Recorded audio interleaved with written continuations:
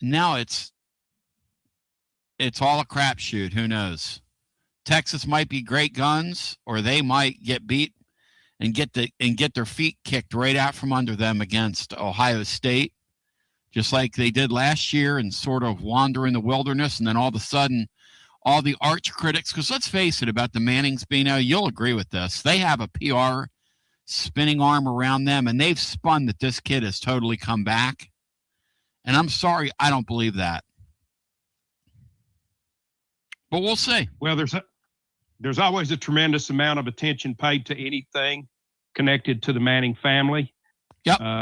They've had a historic run of quarterbacks from one family. I don't envy Arch at all.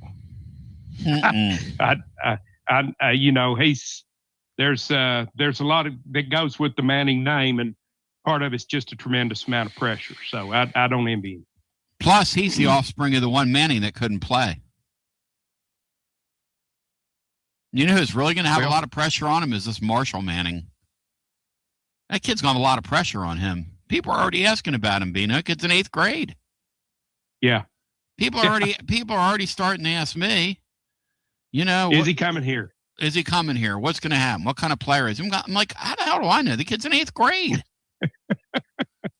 You know what I'm worried about? I'm worried about what kind of player our boy is going to be. Faison Brandon. That's what I'm worried about. Yeah. Yeah. Right, here we go. And you're right, Tony. There's just an unpredictability about a much higher level of unpredictability about college football than there's ever been before. We're always going to have the usual suspects in college football, but certainly not the way it used to be, where you could go into the season and there were 4 or 5 teams where you would say, hey, this thing is going through them one way or another. Now that's expanded a great deal. You don't have to look any further than Indiana out of nowhere winning the national championship. So anything's possible now. And where I'm at is when I look at our season, and I want to unpack what you had after we get through with Hughie today. But yesterday, C sent me some offshore lines that are very interesting. And then stuff starting to come out in drips and drabs, like the schedule, the time, the TV windows. Like right now, we know the South Carolina game is going to be an afternoon game.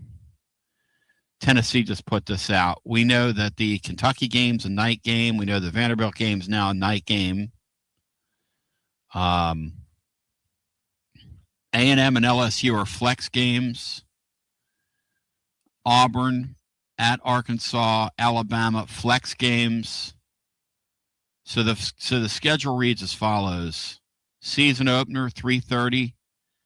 Going crazy from the heat. See, that's when you tell I'm feeling a little better, when I start coming back and singing. Little Diamond David Lee Roth there on his solo record. At Georgia Tech, 7 o'clock at night. Bino, I predict that'll be a beautiful scene down there with that little car they have, and that's a nice little scene down there. I've never been to Grant Field, Tony. Freddie's been there several times. For some reason, I never made that trip, but so happy they're playing that in Grant Field rather than in Mercedes. It hadn't changed one bit, and their new AD down there, who's a Danny White disciple, did a real Danny White thing, which is very next level. You saw what he did, right? I did not. So the whole reason they're not playing it in Mercedes is he sent a thing out to their fans, and he said, here's the revenue that we can make by putting this thing in Mercedes-Benz. Here's the extra, the overage that y'all are going to pay if you want to keep it in Grant Field. And so now they're paying like a double ticket price, basically, to get into the thing. Now, is that some Dr. Danny? They call me Dr. Danny Love. They call me Dr. Danny Love. 2 songs, Bino, in the first little bit. But yeah, that's what they did. So it's a 7 o'clock start. Our tailgate for the kids, Kennesaw State, 7:45. I'm excited about that.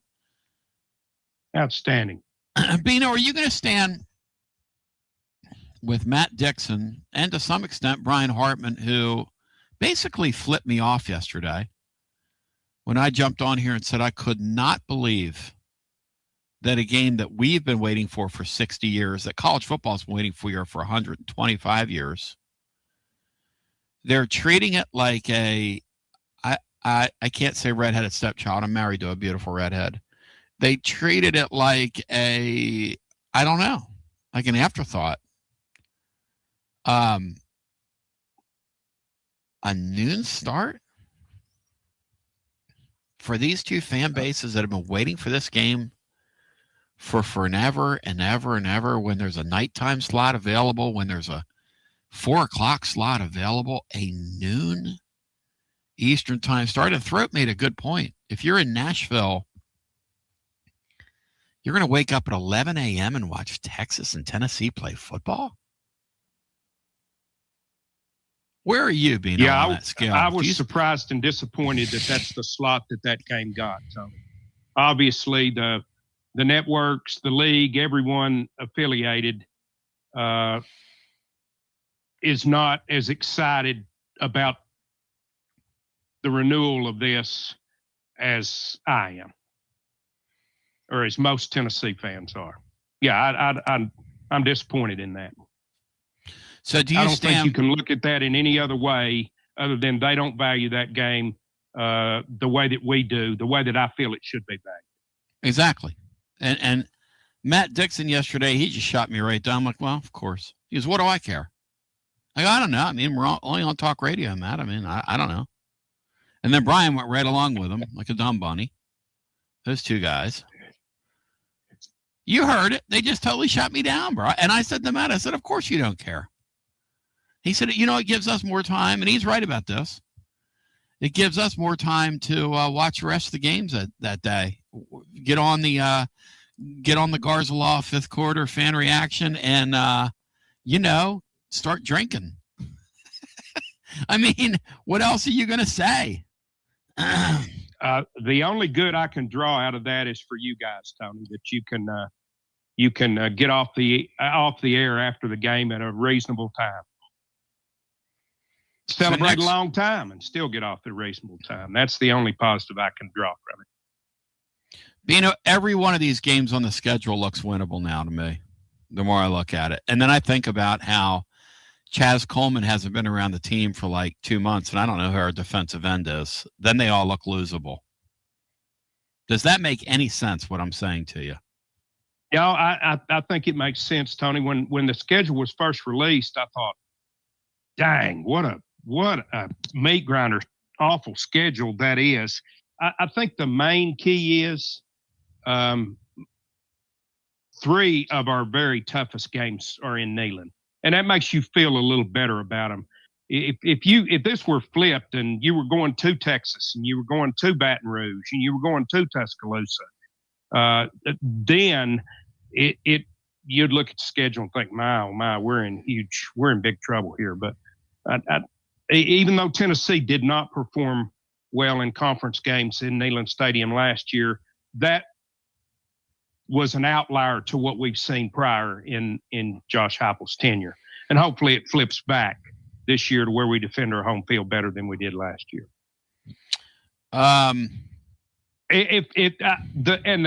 main thing here is, Tony, and I think everybody is in this boat.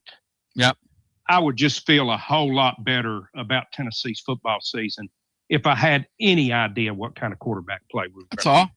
That's all. Unfortunately, we're getting ready to walk into maybe a meat grinder, or like Brian said, Brian put it pretty well yesterday. When you look at the league looks like a bunch of kind of pretty good teams. Yeah. Weird deal. The great teams are in the and not even there's any great teams. Well, yeah, there's a couple in the Big Ten. There's a couple of pretty damn good teams in the Big Ten. I mean, do they win another natty Is Indiana going to lose 2 or 3 games this year, Bino, or is this guy really like Nick Saban? What happens if they go out there this year and throw up another, like, you lose that Mendoza guy, but you get the kid from TCU, Hoover. Bino, if they go 10-2, that means they have a real football program. Yes or no? Yes, and I think they will probably have a team that loses less than 2 games, less than 3 games. Bino, that's right. If they lose, I believe that's going to happen. So you think they're real? Yeah, I do think they're real. Now, I don't think you can as consistently hit on transfers year in, year out as they've done in his first 2 seasons there. They're going to find a year when that doesn't work. I think he's the real deal. You've got in that league, I'm going to put Indiana as probably a good to very good team because they still have a bunch of players left in that national championship team. If they can find quarterback play, and can they get the Hoover kid to quit throwing interceptions? I want to go through these on the other side. I want to go through these offshore lines. I don't know if you heard that, but we're going to go through that with Hughie on the other side. I want to get from him. I'm tired of him at this Texas Tech nonsense. The Texas Tech thing, in all my years of doing this, is the most disturbing story ever. We've gone from taking Pete Rose and banning him from baseball because he had a few betting slips to now taking a guy and we're going to let him play because he only made a couple thousand bets, including several on the sport he plays while he's a quarterback handling the football. That's a pretty big jump, Bino, in 35 years, if you think about it. That's a pretty big jump for mankind.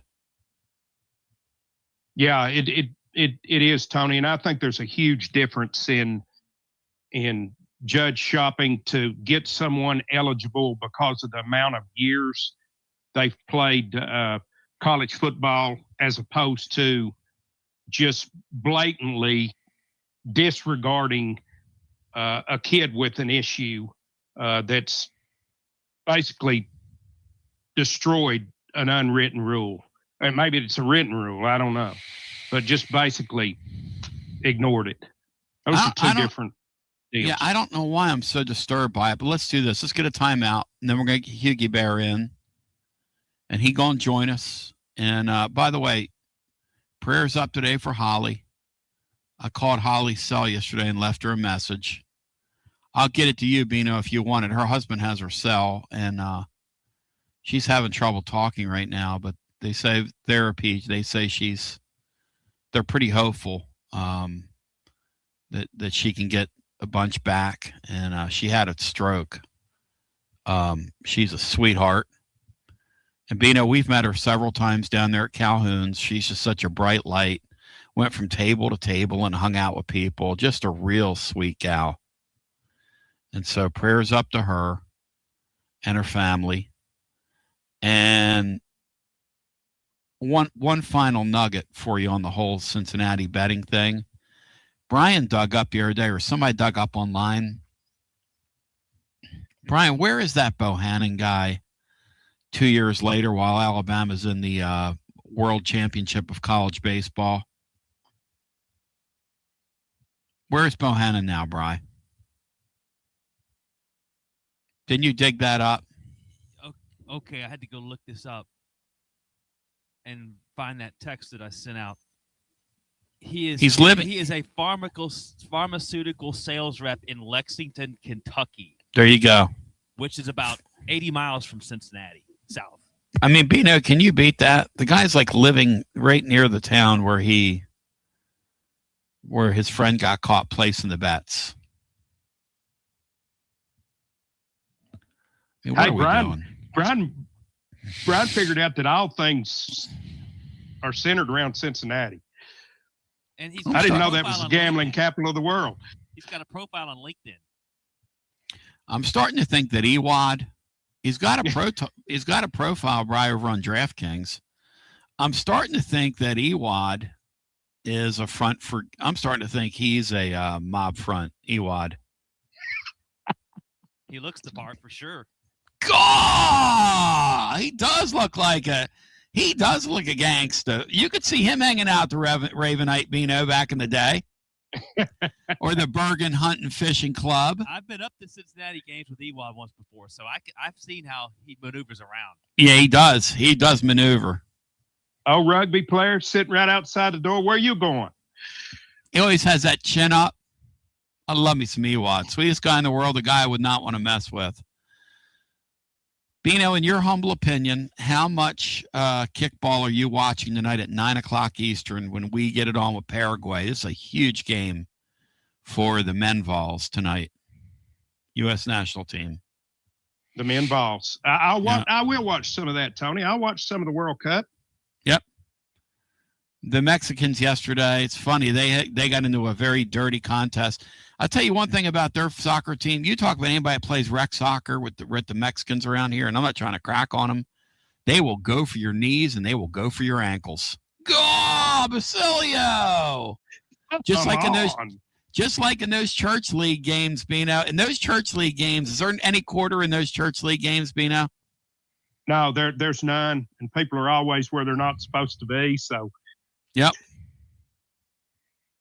It's a bunch of hackers playing bad basketball, and the pastor is always going to be sitting out there at the 3-point line cherry picking. That's the other thing. If any of those any of you pastors listen to me, yeah, or he's on hatchet you, yeah. Because remember, he needs things he can confess to. The pastor does. So it's either being too selfish with the basketball, or hacking Bino on his way into the bucket. Come back on the other side.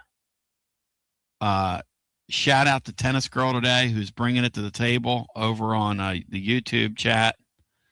We're going to continue with you and come back on the other side after this. Life never stops moving. And between the 30-minute commutes, daycare pickups, weekly soccer practice, Tuesday night yoga, X number of coffee runs, and that weekend trip to grandma's, you're racking up the miles. What you need is a tire that can keep up. A tire designed for doers. A tire that's going to last. Like the exceptionally long-lasting Michelin Defender tire. With an 80,000-mile warranty and the safety and comfort you expect, you can forget all about the miles ahead and focus on getting to your destination or conquering your to-do list. Fleet Tire, I-275 exit 1B at East Woodland Avenue in Knoxville. That's Fleet Tire, I-275 exit 1B at East Woodland Avenue in Knoxville. Fleet Tire. He doesn't always drink beer, but when he does, he definitely prefers Dos Equis. That's right. The most interesting man in the world has returned, and he's more interesting than ever before. His phone is addicted to him.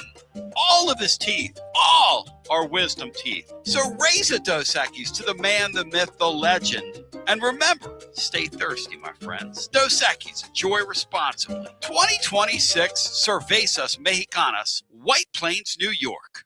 Are you tired of hiding your smile because of crooked teeth? At Knoxville Smiles, we've got the perfect solution. Invisalign. No metal, no wires, just clear, comfortable aligners that straighten your teeth without anyone noticing.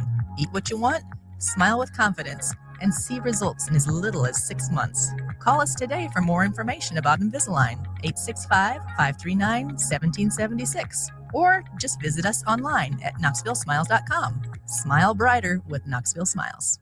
Nothing reminds you of how much you rely on your air conditioner like the first really hot day in East Tennessee. Schedule Pipe Wrench Home Services' $79 seasonal tune-up now before the heat sets in. Our certified technicians inspect, clean, and fine-tune your HVAC system to help it run efficiently and reliably while reducing the risk of breakdowns when you need it most. And while we're there, we can also recommend ways to improve your indoor air quality for cleaner, healthier air throughout your home. For more than 20 years, homeowners across Knoxville, Maryville, Oak Ridge, and surrounding communities have trusted Pipe Wrench Home Services for dependable comfort. And with our same-day service guarantee, you won't be left waiting when comfort matters most. Schedule your $79 seasonal tune-up today at pipewrench.com. Same-day service guaranteed, or the visit is free. Offer valid on standard systems only. Visit pipewrench.com for details. Baseball fans, it's time to step up to the plate. Look your best. Get some new Tennessee gear from Alumni Hall. Alumni Hall has the best selection. Top brands for you to choose from this season. Look, it's nice and warm outside. So get into any of their 6 air-conditioned East Tennessee locations. Shop online, download the app, grab your Tennessee baseball jersey, your hat, your decal, maybe a T-shirt, and they have so much more. Earn $10 in rewards for every $150 you spend. Go Vols and shop Alumni Hall, your ultimate Tennessee shopping destination. Touch them all with Alumni Hall. When it's time for a fresh coat of paint, run, don't walk to Walker's Painting. Interior and exterior, Walker's Painting's been making it beautiful since 1999 across the Knoxville area. New construction, repaints, commercial, residential, free estimates available. And get this, mention you heard Walker's Painting on the Basilio show, 10% off your first job. Let's go! Run, don't walk to Walker's Painting. 865-688-1410. That's 865-688-1410. Walker's Painting, making it beautiful since 1999. Check out the ad at the blog at tclub.team. Walker's Painting. Inward Half is committed to the game and the memorable moments that happen in between. From the tee box to the tailgate, from the green to the big game. For the first birdie with Dad, the first big win with Mom. Friday night lights, Saturday superstitions, Sunday traditions. Fall into the comfort and unparalleled performance of Inward Half. This fall, enjoy the walk-in. It's the hottest post-game show on the planet. Garza Law. Fifth quarter fan reaction. Fan reaction. As soon as the final gun sounds, we're live. With Gary Sturm. He's with Mortgage Investors Group, making our community a better place every day. Gary, you've been at it 32 years, man. Yes, Tony, I've been at Mortgage Investors Group for 32 years. We've known each other since, back in the 80s, right? And we've gotten to know each other recently as our family has gotten involved with another mortgage. Through that whole process, you were a prince, just like Jeker. When he called you at 3 o'clock in the morning after a Tennessee loss, you've been giving your phone number out for a couple decades. And why is that, Gary? This is the biggest financial decision you're ever going to make. You don't want to trust somebody online, some 800 number. You want to call somebody like myself that's going to give you my number, and you can call me anytime. I'm there to help you. I'm here to help you and your family, and I appreciate that. I appreciate your trust in me. You can call me anytime. You can be like Jeker and call me at 2 a.m. and complain about the Vols just like he did. I'd rather you call me about a mortgage, but that's okay. If you want to cry about the Vols, we can do that too. I'm a Vol at heart. You know that. And if you want to come in and meet with me face-to-face, I'm here. If you want to do it online, I'm here. That's fine. If you're curious if you can qualify to buy a house, people know the housing market's tough. That's what I'm here for. There's no obligation. You can call me anytime. I get you pre-qualified. Or maybe you've got a mortgage and you're thinking about refinancing. Maybe you want to shorten the term. Maybe you want to go to a 15-year. Who knows? But again, that's what I'm here for. It's what I've been here for 32 years. My number is 865-660-2648. It's 865-660-2648. Gary Sturm at Mortgage Investors Group, going to take great care of you. TB, back with you. Ladies and gentlemen, boys and girls, children of all ages. Fired up folks, prepared to you to bring, ladies and gentlemen, a man who, I'm going to tell you something, who can not wait. The great Mike Huguenin, all eyes on California tonight, all eyes at 9 Eastern time on the U.S. and Paraguay. And Hughie, what's your level of pump for that right now? I want the honest opinion out of you. Like a scale of what, 1 to 10? Yep. Maybe a 5. I'm not a soccer fan, but the World Cup is incredible. Cool. It's cool. Beyond incredible.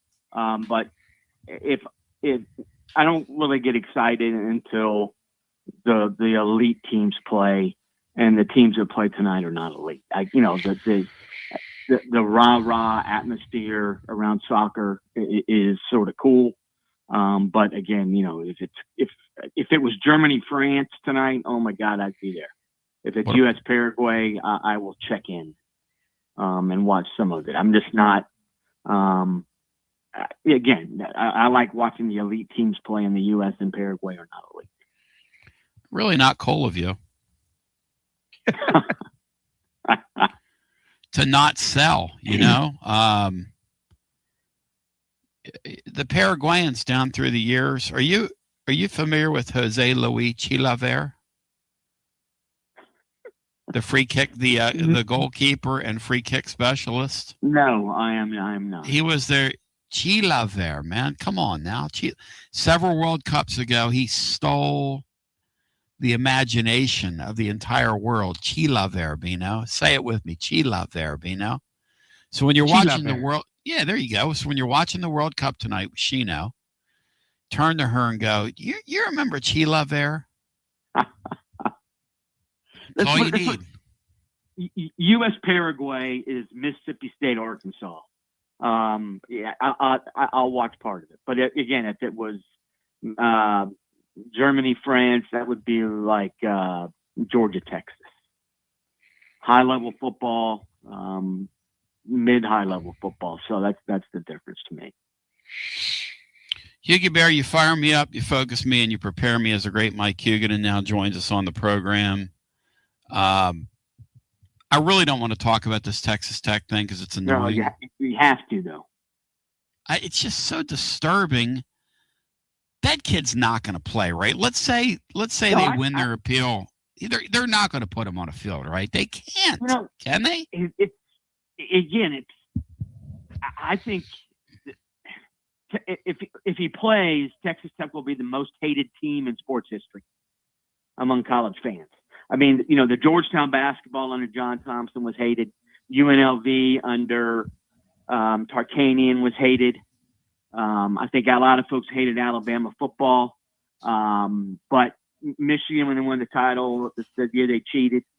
But this would be, I mean, every fan, if you're not a Texas Tech fan, I think and I don't care. No, everybody cares about Texas Tech now.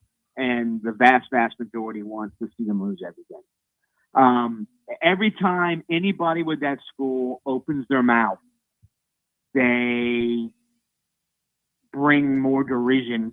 That's frankly necessary. The idea that the AD Kirby Hocutt, well, this isn't Texas Tech. This is Brandon Sword. No, it's not. If it was Brendan Sword, if Texas Tech did not want him to play, they'd say, Brendan, you're not playing here. You can file your lawsuit, but we're not involved with you anymore. They have not said that. The billion-dollar booster, Cody Campbell, he's a narcissistic ass. It's the school president weighing in. Are you kidding me? You run a university of 27,000 students. Show some intelligence. The whole thing it's hard not for me to get upset because from the moment you become a sports fan and you understand what betting is, which for me was like when I was 12 or 13. Everybody, and you read about Alex Harris, you read about Paul Hornung back in the day when they were banned for a season because they gambled. Gambling is one thing. Betting on your own team is beyond the pale. And if you do that, you should not be allowed to play. And that, I see people taking shots at the NCAA because of this. Well, this is not the NCAA's rule is if you bet on your own team, you're banned for life. And yet here we go with a court in Lubbock County, Texas, saying, "Well, no, that's really not a fair rule." It's the mind boggles at some of the stuff going on in athletics these days, and that is the number one by about a 1,000 miles. I mean, it literally is the most disturbing thing that I've ever heard of in college sports. And that's saying something. Because it's all about integrity. I mean, this thing is, we heard of these people doing heinous things and people do crazy, sinful, awful things. But now you're going to tell me that you're willfully going to allow a fox into the hen house, man. It just doesn't make any sense. No, and right. I mean, maybe the appeals court in Amarillo says no, you can't play, but somebody already looked into it. All 4 judges on that appeals court are Texas Tech Law School alums. Now, that should not matter. But we have seen the legal system in the past decade sort of morph into the whole forum shopping aspect. That's always been there to an extent with lawsuits, but now there was a reason that Brendan Sorsby filed that case in Lubbock County, Texas. Just like the Bediaco case was filed in Tuscaloosa, Alabama. It's again, if you can bet on your own team and still be allowed to play, I don't know. Yeah, the integrity aspect. Maybe I'm being sort of Pollyanna-ish, but the integrity aspect is gone. I don't see how, this can be allowed. But I think it's better than I think the kid's going to be playing this fall. And I also know, the Texas Attorney General, who is quite. I don't even want to get into Ken Paxton, but if you don't play Texas Tech, we're gonna come after you. You the Big Ten here. You can't be telling a school in my state that you're not going to play them. So what's next? Telling Texas A&M and Texas that they must play Texas Tech? I'm gonna tell you something. This Campbell guy's begging for people to boycott their team. The way he carries on. Right. Yeah.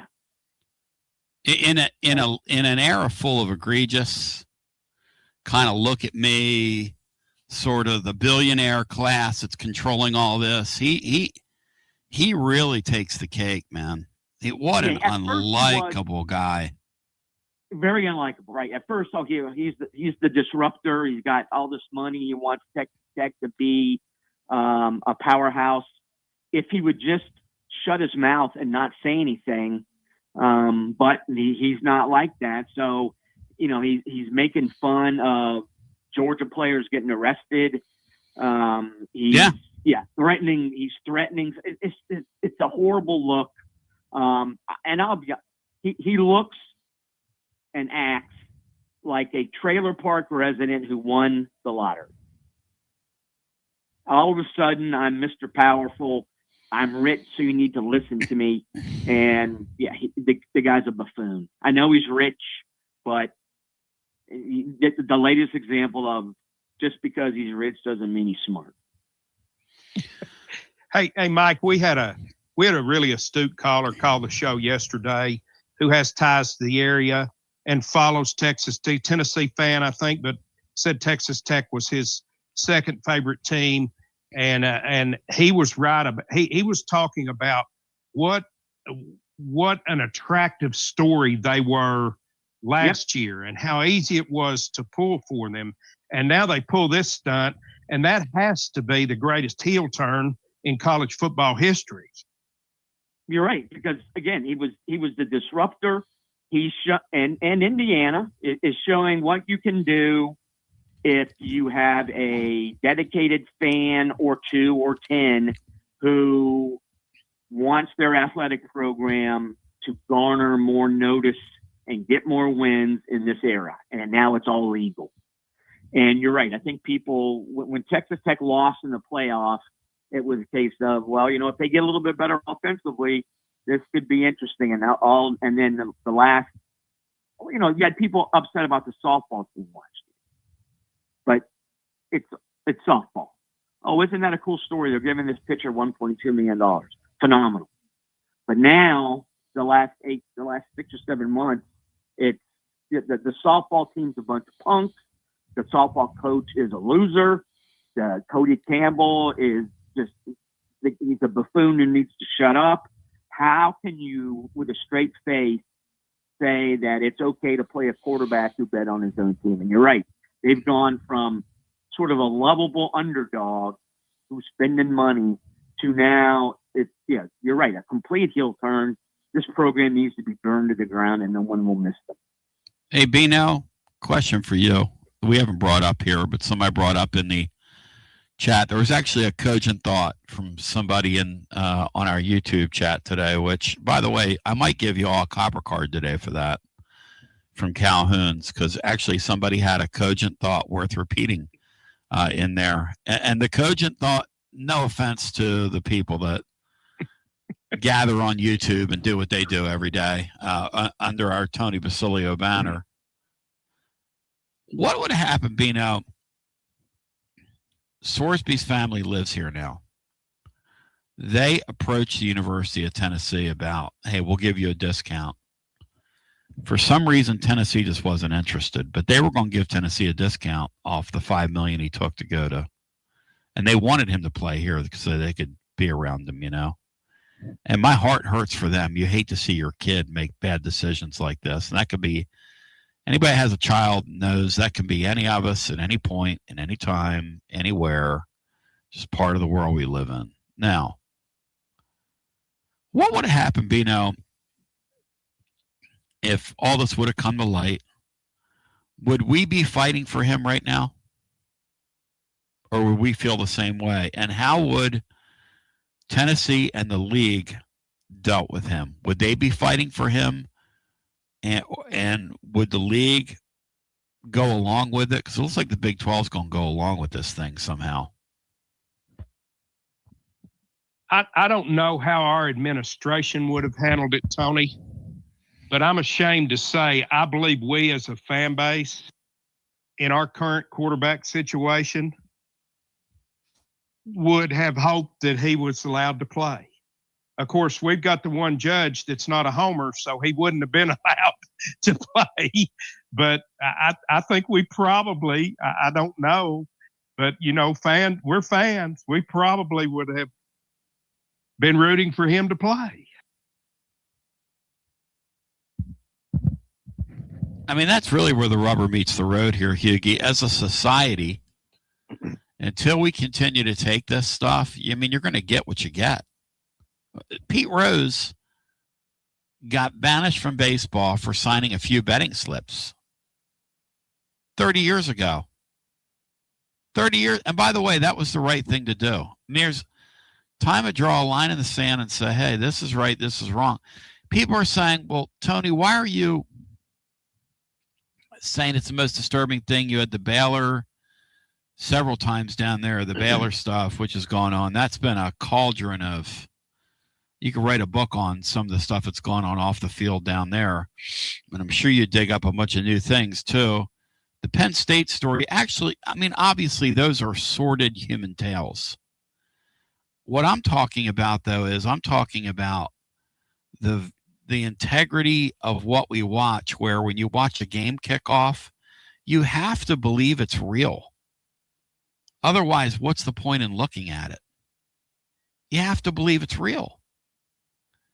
And if they put the Sorsby kid on the field this year, everybody's going to have in the back of their mind, is this kid back on the juice or back getting some juice in this game? Everybody. I'm sorry. If you don't think that, you're not a thinking person. Guy spent 30 days in rehab, made thousands and thousands of bets, and you want to tell me he's healed? He's back with his team? There's no consequences? And Yuki, by the way, I agree with you. He's going to play. Those judges down there are going to go along with it, and he's going to play. I agree with you. I think fan bases, I think that if this were the same Texas Tech people who are so vocal in support of Brendan Sorsby, if there was a A&M instead of a Tech behind the Texas, those same Texas Tech people would be screaming, how in the world can Texas A&M allow this guy to play football? If this were Oklahoma State, how in the world can they allow this guy to play football? But because it's your guy, and of course he can play. What's wrong with people? No, do I think 100% of Texas Tech fans want Brendan Sorsby on the field? Of course not. I'm not even. I don't even. you wonder about the students at the school, what they think. But I agree with Bino that fan bases are there no matter which team Brendan Sorsby played for right now, the fans for that team would be like, yeah, of course, good job, Judge. He deserves another chance. But your point about the gambling, not only did he gamble under his own name, he gambled under other people's names because he knew it was wrong. And you're right, the idea that this kid for 5 years has bet extremely heavily, at least $20K a year, supposedly, all of a sudden, not going to do it anymore. I don't buy that. And the integrity aspect, you brought up Baylor. As sordid as the stuff at Baylor was, the sexual assault under Art Briles, the player killing a teammate at basketball under Dave Bliss, yeah, those are, oh my God, they make your skin crawl. This, though, you're right, the game itself that's played on Saturday is I think sort of sacrosanct. The players that play in games on Saturdays and Sundays, a lot of them are folks we would not want to live on our street, much less let into our house. But the idea of Sorsby is this kid has gambled so frequently and on his home team. How do we know that this isn't still happening? And plus, this opens the door to, I think, if you're a backup linebacker at State U, Sorsby's playing. I'm betting on our team. We got 3 guys out. We ain't winning this game. We're going to lose by more than 6. I'm putting $1,000 on the other team. That kind of stuff, it's going to happen if Sorsby plays. It's going to happen anyway, but I think if Sorsby plays, you guarantee that it happens. Yeah, the thing is, I can't get over it. I just thought, like I've said a couple times this week on the air, when I first saw the story, I just thought to myself, there's no way that's real.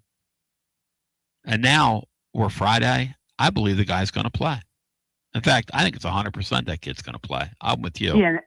One aspect of this, the case was filed in Lubbock County, but it was not a Lubbock County judge. They brought in a judge from the Fort Worth area, but there is a home court advantage there. Home games.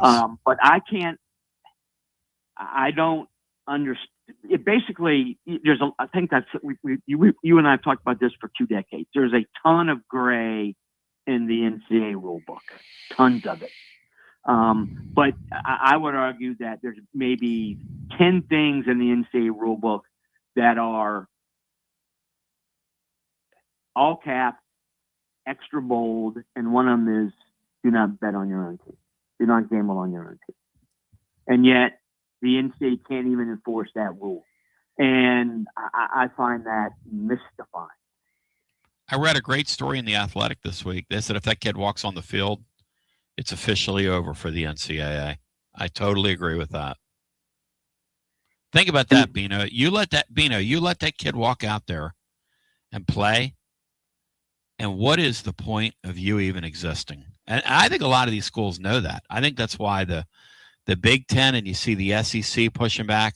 Look, when the Big Ten and the SEC agree on something, we got a problem here, people. And I think Hughie's right. I don't think there's anything anybody can do about it. Except maybe when they put their team out on the field, you don't show up and don't play the game. That's how you end this. You just say, if you put him out there, we're not going to play you.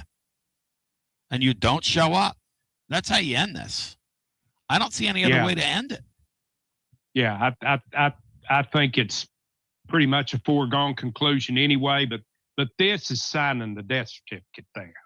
Yep. This is, I mean, where do you go from there? Wonder if any of these guys that are kicking in, of course, they probably don't care, but wonder if any of these guys are kicking in this NIL money for Sorsby are wondering, man, I'm just not sure my money's going to be spent real wisely. But maybe Cody Campbell's giving it, maybe it's all his. But you're right. There's got to be somebody out there going, I want us to win, but we've crossed a gigantic line here. We've crossed the Rubicon, and we ain't going to be able to get back. I don't want my money going toward this. Maybe all these guys are egomaniacs who all they care about, we're Red Raiders, we got to win everything. You're right. Deep down inside, you wonder some of these folks are like, wait a second here. We're not, this is not good. We are bringing about we're bringing about the end of the very thing we love. Apologies to the great Tom Gouffon and Gouffon Moving and Storage. I haven't told you today in my drug-addled state that the great Mike Huguenin is presented by, ladies and gentlemen, my friends at Gouffon Moving and Storage, several generations dating back to the 1800s, the longest continuous family-owned and operated moving store, maybe moving movers in maybe in the world itself, for all I know, but certainly in this country. And that is really saying something to be really proud of. You have to really take care of people down through the years to be where those folks are. Fifth generation, Taylor's at it now. See more about their logistics arm that they have now, where they can store your stuff for you, bring your stuff to you when you need it. You have your own storage facility, basically. You have your own inner network, if you will. GouffonMovingandStorage.com online. They're going to take great care of you, and I shout them out. Hughie, the Gouffon Moving and Storage Mover of the Week is, as I said, we weren't going to talk about Texas Tech, and I guess I lied. It's just so hard not to. Hughie, welcome in. Yeah, I was going to say, Cody Campbell. I mean, I think if you're Sankey, who people don't like, if you're Petiti, who people don't like, if you're Lane Kiffin, who people don't like, you're loving Cody Campbell, because now every college sports fan hate, and I don't think that's too strong a word, is directed at Cody Campbell. Maybe I should say ire instead. But it's Bino's point earlier about how the heel turn, that's actually quite good. But I was going to say Cody Campbell, put his money where his mouth was last year, bought them a college football playoff, or he and his buddies bought them a college football playoff berth, and that's fine. But now, yeah, he is. I cannot think of a more hated man in college athletics right now. Again, I mentioned John Thompson, the Georgetown team, Tarkanian. This guy, in my lifetime, I'm not sure. Brian Bosworth was hated. Tebow was disliked immensely by a lot of people, but all the hatred and ire directed toward Tarkanian and Tebow and Bosworth and John Thompson and Ewing, it pales in comparison to me to what Cody Campbell has become. He's an object of hate / ire, and also I think a lot of division. And I cannot remember cannot remember a sports figure in college athletics being this disliked before. I mean, I'm an old guy, but well, you know what? Yeah. He is hated. He's united the SEC and the Big Ten. They can agree on something. Yeah. That's how bad this dude is. Right. And here's the other thing. Nobody knows really kind of what he looks like. Most college fans don't. He's never coached. He's never played. He's not an administrator. His only power is that he has money, and he's lording it over the sport, and he's laughing while he's doing it. And there's not a damn thing anybody can do about it, because it's 2026, and here's who runs things in our country. Okay? The courts and the billionaires. The courts and the billionaires, and that's it. That's where we are. And it's sad. You know why? Because I'm sitting there watching the World Cup's I saw Mexico play yesterday, and that was like a bloodbath. watching those two teams kick each other all game. I saw a great hockey game last night. Oh, yeah. What happened in Madison Square Garden the other night? Oh my God! Hey, this Brunson guy is about 5'9". Okay, nobody talks about him. He's an absolute force, is what he is. He will not lose. He willed Villanova to those national championships. This guy will not lose, Hughie. We should be celebrating that. Yeah, and the thing about the Spurs, whatever your favorite team, whatever that, high school, college, or pro. Oh, do you remember that game where they blew it? Well, it wasn't as bad as the Spurs in Game 4, or in Game 5, in Game 4. It was in Game 4.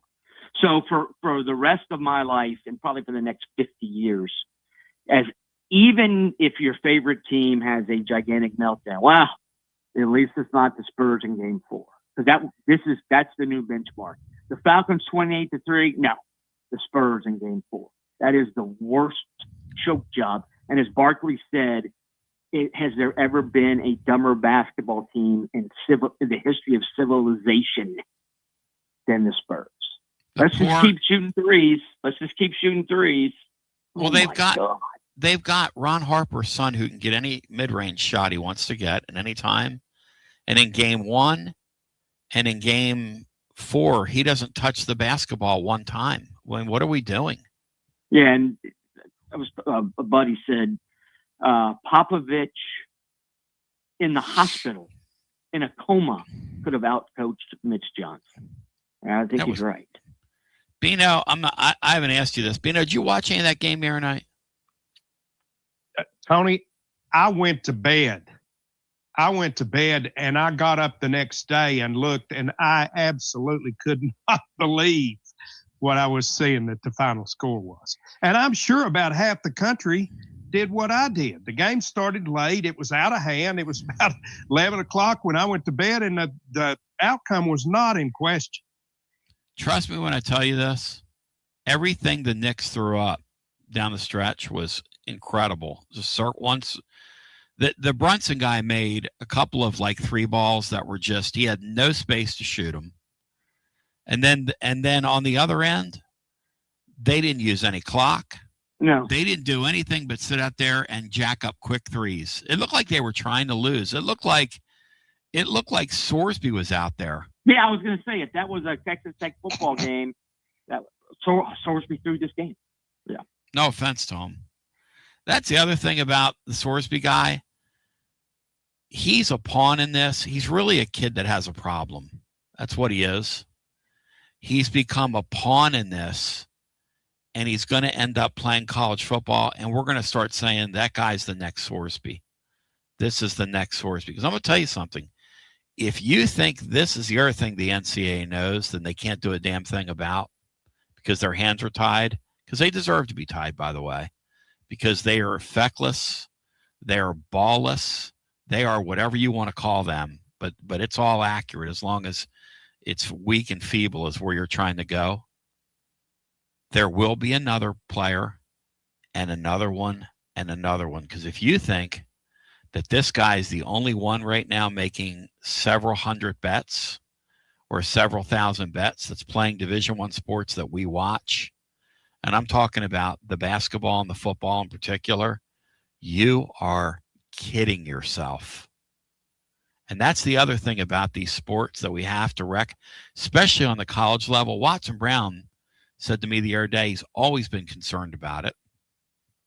He was always concerned about it when he coached. He said, but now that it's normalized and you've put money in these kids' pockets that many of them have never seen, the first thing you're going to do is spend that money frivolously. That's the first thing you're going to do if you've never seen money. Everybody knows that. And what could be more frivolous? People that have money that want to throw 10, 20 bucks down on a game, like me and Bino do, whatever. Okay. If it doesn't call your name, fine.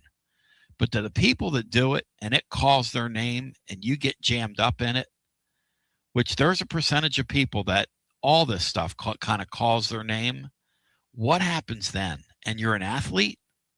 Now what you do is you just come forward and go, hey, I have a problem. We have a new thing now. Hey, I have a problem. And by the way, I'll be back on the court because I've already seen Sorsby do it. That's what we've done. People need to realize this. That's what we've normalized this. That's what we've done. They've opened the door. You're right. And not every player who sues will get back, be allowed to play, but there will be others. And the Sorsby case will be cited. There was a point shaving controversy at Kennesaw State this year.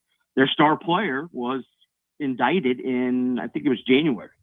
You're right. In the future, I actually wonder now, is this, Sorsby never got caught. Is that the defining line? Well, I bet and didn't get caught, but I'm telling you anyway that I've been doing this. The Pandora's box is opened. And you're right. I mean, I tend to think that if I think baseball players, lacrosse players, tennis players, those sports generally, I think you have money anyway. You have a gambling app on your phone. Yeah, I think I'll put $50 on the football team at my school to win. That technically is illegal, but I'm not sure I don't know if going forward. Yeah, how a lot of this is going to be enforced if Sorsby's allowed to play. Hey, this Class A guy from the Indians, baseball didn't play with him. You'll never, ever see that guy on a baseball field again, Bino. You agree with that, Beanstar? You will never, and I mean ever. No, not in this country.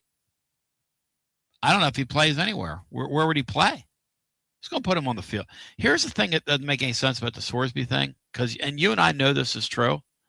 Because he can play a little bit, and because there's such a dearth of quarterbacks in the NFL, somebody in that league is going to welcome in a literal degenerate gambler. If that's where this thing ends up. Like, let's say they get an injunction and he can't go, and this thing gets slapped, which I don't think it's going to happen. I'm with Hughie now. I'm come to the conclusion it's going to happen. The NFL would take him, Hughie. That makes no sense. That will be interesting too.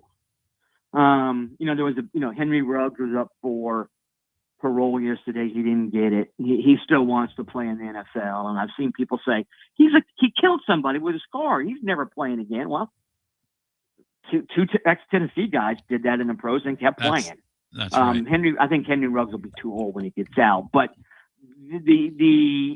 you get second chances in the NFL, unquestionably. I'm not as sure as you are about Sorsby playing in the NFL. That will be exceedingly interesting. And in this situation, the NFL commissioner could tell his teams, well, no, we're not picking him, and you have to abide by that. Whereas in the NCAA, no, you can't play him. Oh, yeah, watch this, we're going to play him. So that would be exceedingly interesting. And maybe Sorsby figures, if I don't play now in college and get my $4.5 million, I'm never going to get paid for football again. So I need to make it all now. I don't know, but you're right. I mean, he is sort of a pawn, no question. At the same time, he could stand up and say, "I have a problem. I don't want to play football this year." Like all that. She's not gonna, because of the money involved. But I'm not convinced that the NFL will allow Ben Sorsby to play. Hughie, on the way out, are you cheering for the Knicks to finally win one? But the College World Series going on, 5 SEC teams, which is interesting. Obviously a lot of good baseball in the Southeast. So I would argue that if your team's not there, you do not want an SEC. Like, I can't imagine Tennessee fans want another SEC to win. So they're pulling for Troy or West Virginia or North Carolina. The idea that Troy is there, whoa, that's stunning. Sort of a cool story. But yeah, the SEC, they won softball. I think they're going to win baseball. But obviously they traded all for football. So, but it's interesting that the SEC is so good at baseball. It was 24 short months ago, ladies and gentlemen, that Tony Vitello's baseball Vols won the World Series of college baseball, came back here as the world champions of that sport, got off the airplane, drove in downtown Knoxville, and had an estimated crowd of somewhere, I estimate that crowd at right around 40,000 to 4 million. It was the most unbelievable thing. Hughie, it was the most unbelievable thing I've ever seen. There were people out there. Tony told me they could not believe 40,000 people jammed into a little downtown. And it was so hot. Bino, you ever seen anything like that in your life here? Just a swell of people in that 2-block area? Oh, it was unbelievable. Very little planning, just pretty much impromptu, just people everywhere. Unbelievable. So thank you to those guys. Hughie, thank you, babe. All right, talk to you next week. Thanks, man. Chila Ver forever. Chila Ver. Chila Ver. The coolest goalie maybe of all time. When we come back, I want to talk about Bino, who did the challenge. Bino broke down Tennessee's schedule the way he sees it. I'm going to let him kind of explain it to you, why he sees the season as he sees it. I look at this schedule. I look at college football right now, and all these things we thought we knew, we kind of don't. And when you get ready for this season, and you're talking to your buddies this summer over some barbecue, and you're saying, what kind of year is this going to be? You know what the answer is? Proper answer? I have no idea around here. Like, for instance, this Chaz Coleman guy, they let 2 really good players go to make room for his salary. And he's not around the team. Now, Bino, if he's not around the team in mid-June and the strength and conditioning coach doesn't want to have anything to do with him, is he playing this fall, Bino? I mean, I know Tennessee hasn't said anything about this. Just, do you find him playing this fall, Bino? You think that's going to happen? He gone. Sorsby has a better chance of playing than he does. By the way, on our YouTube channel, for our YouTube subscribers, we've done a really cool thing. The post-game show of the game that started it all for UT baseball, the Wright State Grand Slam from the Pocket Hercules, Drew Gilbert, who's had such an immense impact on the Giants since he's been back, just with his vibe. Drew Gilbert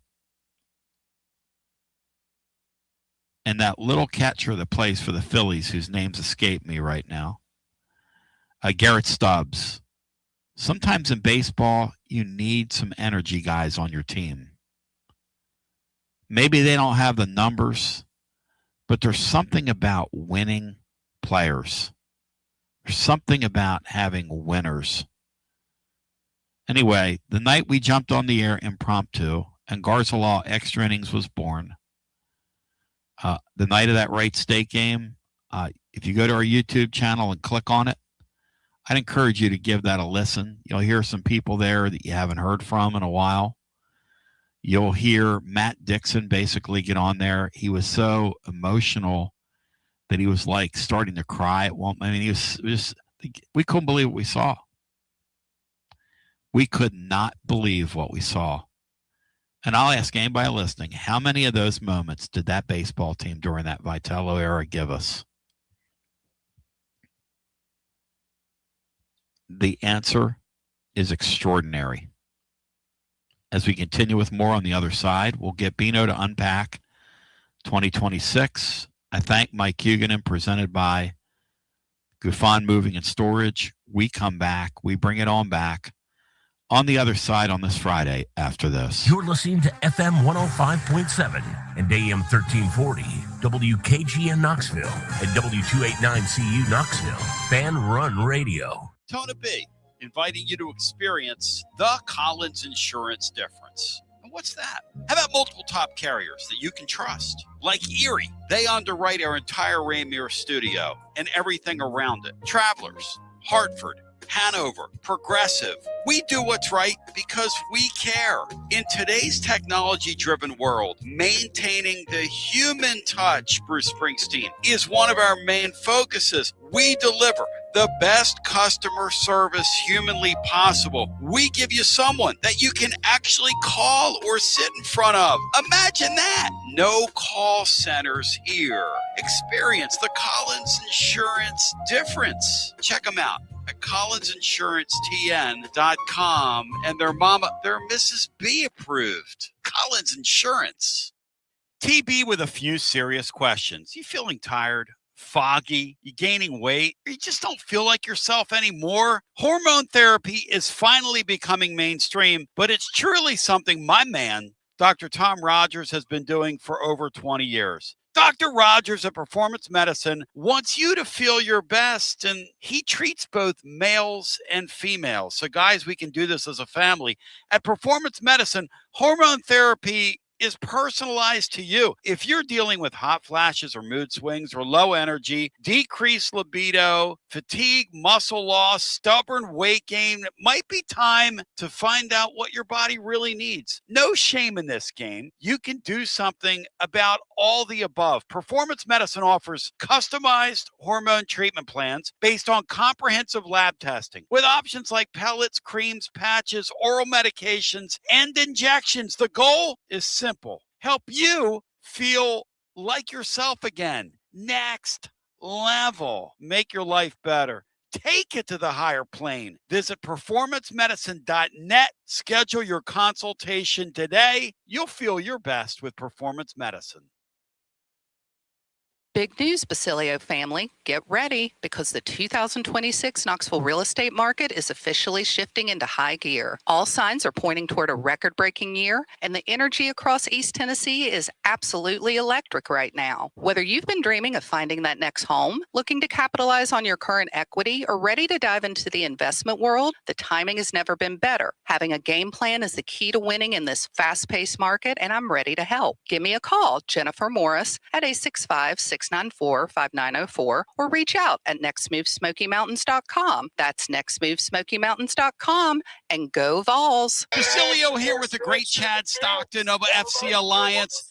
Chad, I can hear it in the background, brother. It's World Cup season, and you guys are in the middle of it. Talk to me. We are excited. Our U9 through U12 trials just kicked off today for our locations in Knoxville and in Johnson City. So we're ready to offer any player top-level competition and top-level training anywhere they want to be in Northeast Tennessee. In our programs, we offer competitive play for anywhere from 9-year-olds to 19-year-olds. We've got two locations. Our location in Knoxville is kind of our home base, and our location up in Johnson City in the Tri-Cities area is our FC Alliance North. Both locations are growing tremendously, and we're excited about what the future holds here at both locations. Growing the beautiful game in the season of the World Cup. Chad Stockton, how can folks get more information? Go to our website, FC Alliance or FCAllianceNorth.org, and both locations we're happy to serve the beginning player or the more experienced player, because what we will promise is the top-level training and top-level leagues that we can play in for all of our players. Growing the beautiful game in Knoxville and now also in the Tri-Cities. FC Alliance. Thank you, Chad Stockton. Thanks, buddy. Got a plumbing or HVAC problem at home? Whether it's an AC that won't cool, a furnace acting up, a clogged drain, or a water heater problem, Pipe Wrench Home Services is ready to help. Right now, when you schedule any HVAC or plumbing repair, your service fee is waived with the completed repair. That means expert help fast without the extra cost just to show up. Our certified technicians will quickly diagnose the issue and provide reliable solutions to make your home comfortable again. And with our same-day service guarantee, you won't be left waiting when help matters most. For more than 20 years, homeowners across Knoxville, Maryville, Oak Ridge, and surrounding communities have trusted Pipe Wrench Home Services for dependable comfort. Schedule your repair today at pipewrench.com. Same-day service guaranteed, or the visit is free. Service fee waived with completed HVAC or plumbing repair. Restrictions apply. Visit pipewrench.com for details. Okay, so we really need uniforms and equipment for this season. Can I trust you with that? Cool, I'll just order them online. What? Yeah, I'm gonna hop online and I'm gonna get them ordered. Hold up, that's not a good idea. We shouldn't just spend money on some random online retailer, okay? I mean, it seems pretty convenient. Trust me, it's a terrible idea. Let me simplify this for you. SM Athletics. Okay, how do you pronounce it? SM Athletics? They're the go-to for uniforms and equipment, whether it's for universities, high schools, youth leagues, you name it. So why wouldn't you rather go with professionals who can guide us through the process, design the perfect uniforms, and deliver the best equipment? Yeah, I guess that makes sense. What's the name again? SM Athletics. Right. It's definitely smarter to go with a company that emphasizes customer service, fair pricing, and, of course, excellent products. Exactly. So, yeah, I guess it's settled then. For uniforms and equipment for all sports, it's SM Athletics.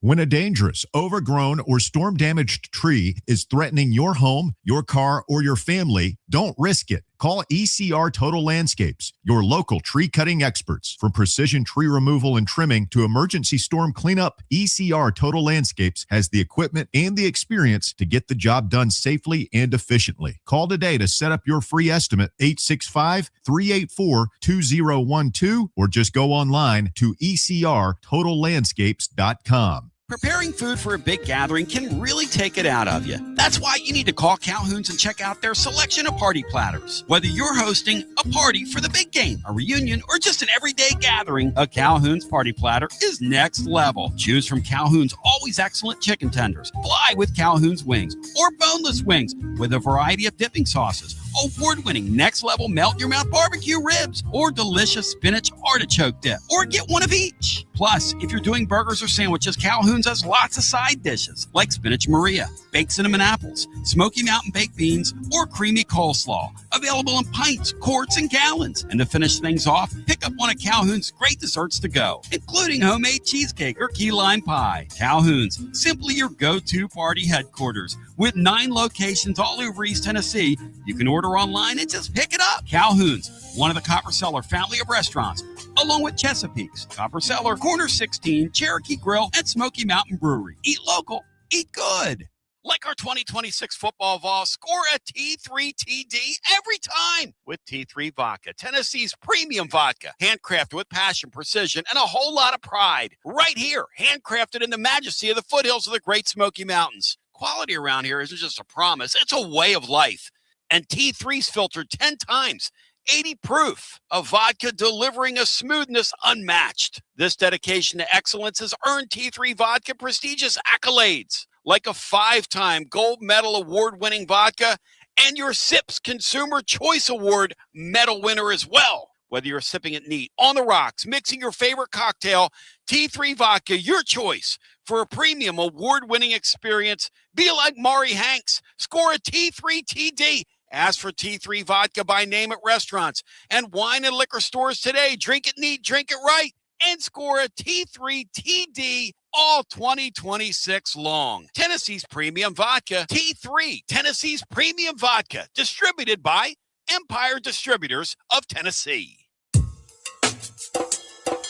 TB here for Cedar Bluff Plumbing, a live and local company that's been serving our area for over 32 years and counting, because every customer counts, and I mean no job is too small. Cedar Bluff Plumbing just voted #1 by City View magazine because multiple plumbing experts are on call to serve all your plumbing needs. Chances are there'll be a plumber in your area when you call, and they won't send some salesman to your house. You're going to get a high character, trustworthy, highly trained plumber who will serve you, not like some of these guys that look like they came off the set of America's Most Wanted. Cedar Bluff Plumbing is Basilio tested and approved and will go the extra mile for you because Chucky Mack is a servant of the people and my consigliere to the throne, celebrating over 32 years of serving living volunteers. Cedar Bluff Plumbing. Call 588-4448. That's 588-4448. Cedar Bluff Plumbing.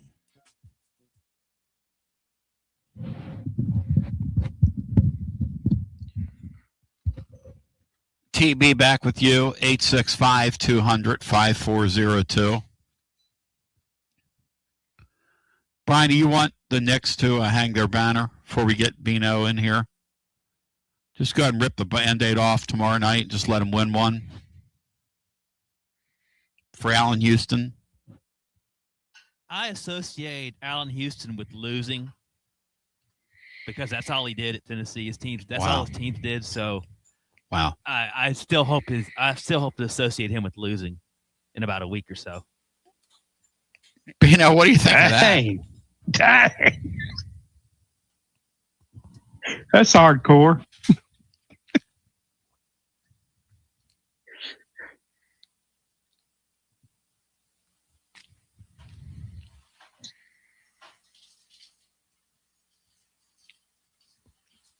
How about you, Beanstar? Talk to me, man. You want him to win it? Yes, Tony. I want the Knicks to go ahead and win it. Mm-hmm. I mean, that damn Spike Lee, the way he dresses and looks, and the guy's like in his, I don't know, mid to late 60s. Guy's like a damn fool. There was a story the other day I saw where the Knicks crowd was chanting at him to sit the hell down. They were yelling at him. Like, literally, you're not a player. Sit down. People have gotten tired of his act up there. They'll tell you what they think. I love those people, man. Now, I will say this. Those people in that city don't know how to behave in the least. They do not. And they behave like a bunch of Philadelphia Eagle fans. I mean, some of the scenes that came out of there. Did you see the way they were pelting and hitting Wemby in the head with things when he was walking into the hotel? Have you all seen see that one, Tony. I saw some Spurs fan getting accosted up there as he tried to exit the arena. Have you seen the guy at Five Guys? They all knew was a Spurs fan, and they went in there and jumped over the thing and beat him up and threw chairs on him. And you talk about some people that need a cup of hot grease thrown in their face. Those kids that did that to that guy, don't even get. I've been online way too much this week. And you know what? You're online. You know what that does to you? You're sitting here and you're sick and you're just you don't do much. It really warps your brain. No offense to being online. So shout out to all our YouTubers. I want him to win it for Bernard King, a.k.a. who'd they think he was, Bino? Cedric the Entertainer? Yes, thought he was Cedric the Entertainer. Every time I look over there, I love looking at those OG Knicks. The coolest looking dude is still Clyde Frazier to this day. Oh, Clyde's he's still the cool breeze. He got to be 75 years old, right, Bino? Yeah. Oh, yeah. Yeah, at least. And doesn't look a day over 40. So next level looking. God, he's so stylish. Still has those sideburns. God, it's unbelievable. All right, Bino, let's get to your breakdown of 2026. Hit it. Tony, before I get started, I'd like to thank Walker's Painting, Garza Law Firm, Copper Seller Marketplace, Simpson's Meats, Alumni Hall, FC Alliance, and Waterside Contracting for sponsoring my blog today. And I want to ask you, where my money?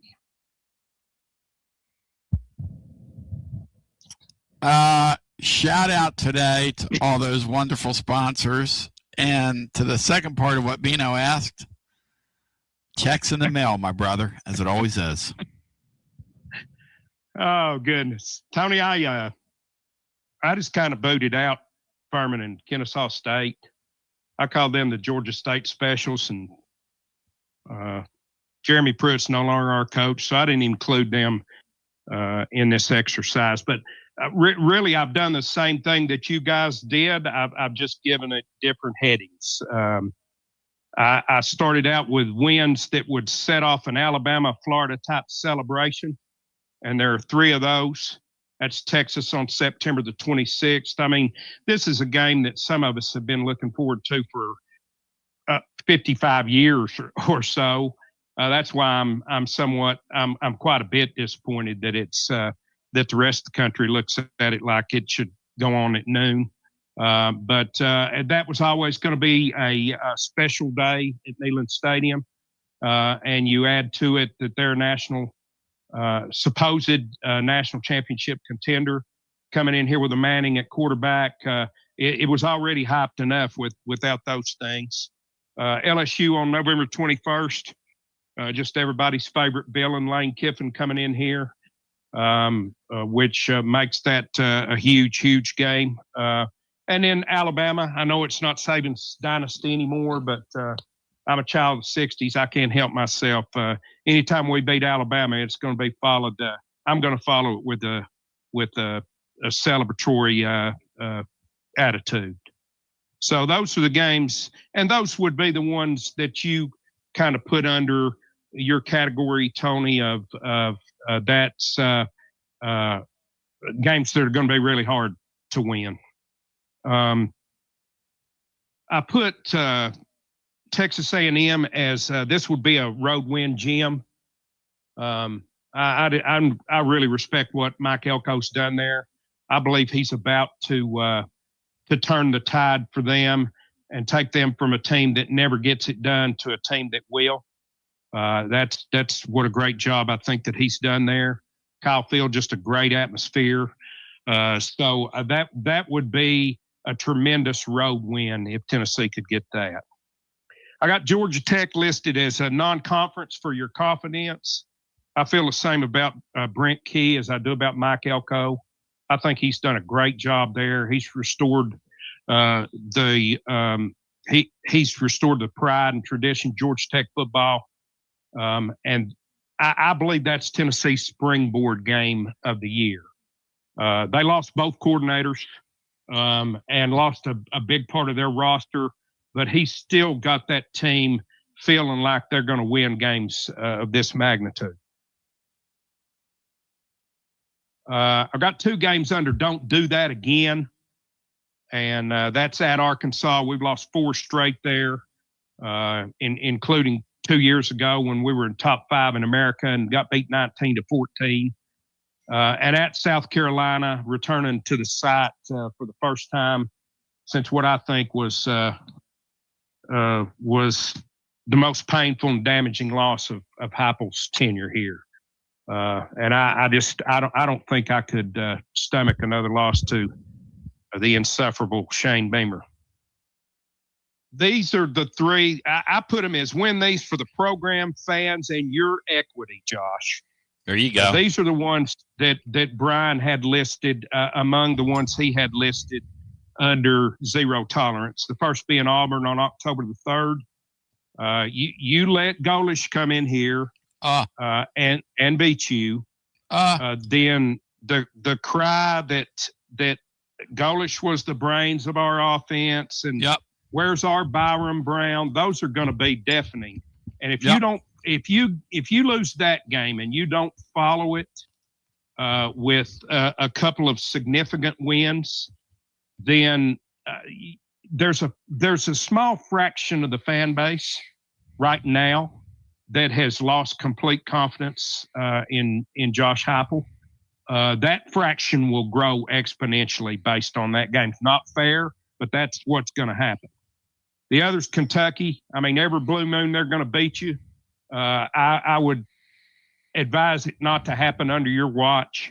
And the last one's Vandy. And the explanation for it was there was no shame to me to lose to the best Vanderbilt team that I've seen in decades, led by a generational player like Diego Pavia. Now, the ease with which they did it, that was pretty much a kick to the beanbag. But that there was no shame to that. You make a habit of it, that's the way you lose this job. Well, 2 ways you lose your job if you're him. Start losing home games. Yes. The most troubling portion of last year was losing home games. I agree with that. Because a sign of a healthy program in this league is, and look, these are year-to-year propositions now, and this thing is a program. Sign of a healthy coach that's going to be there in the morning Michael Jackson, is this person wins their home games. Look down at that home schedule, Bino, and you tell me, because I was thinking about this overnight, how many home losses you count for the Vols or potential home losses. That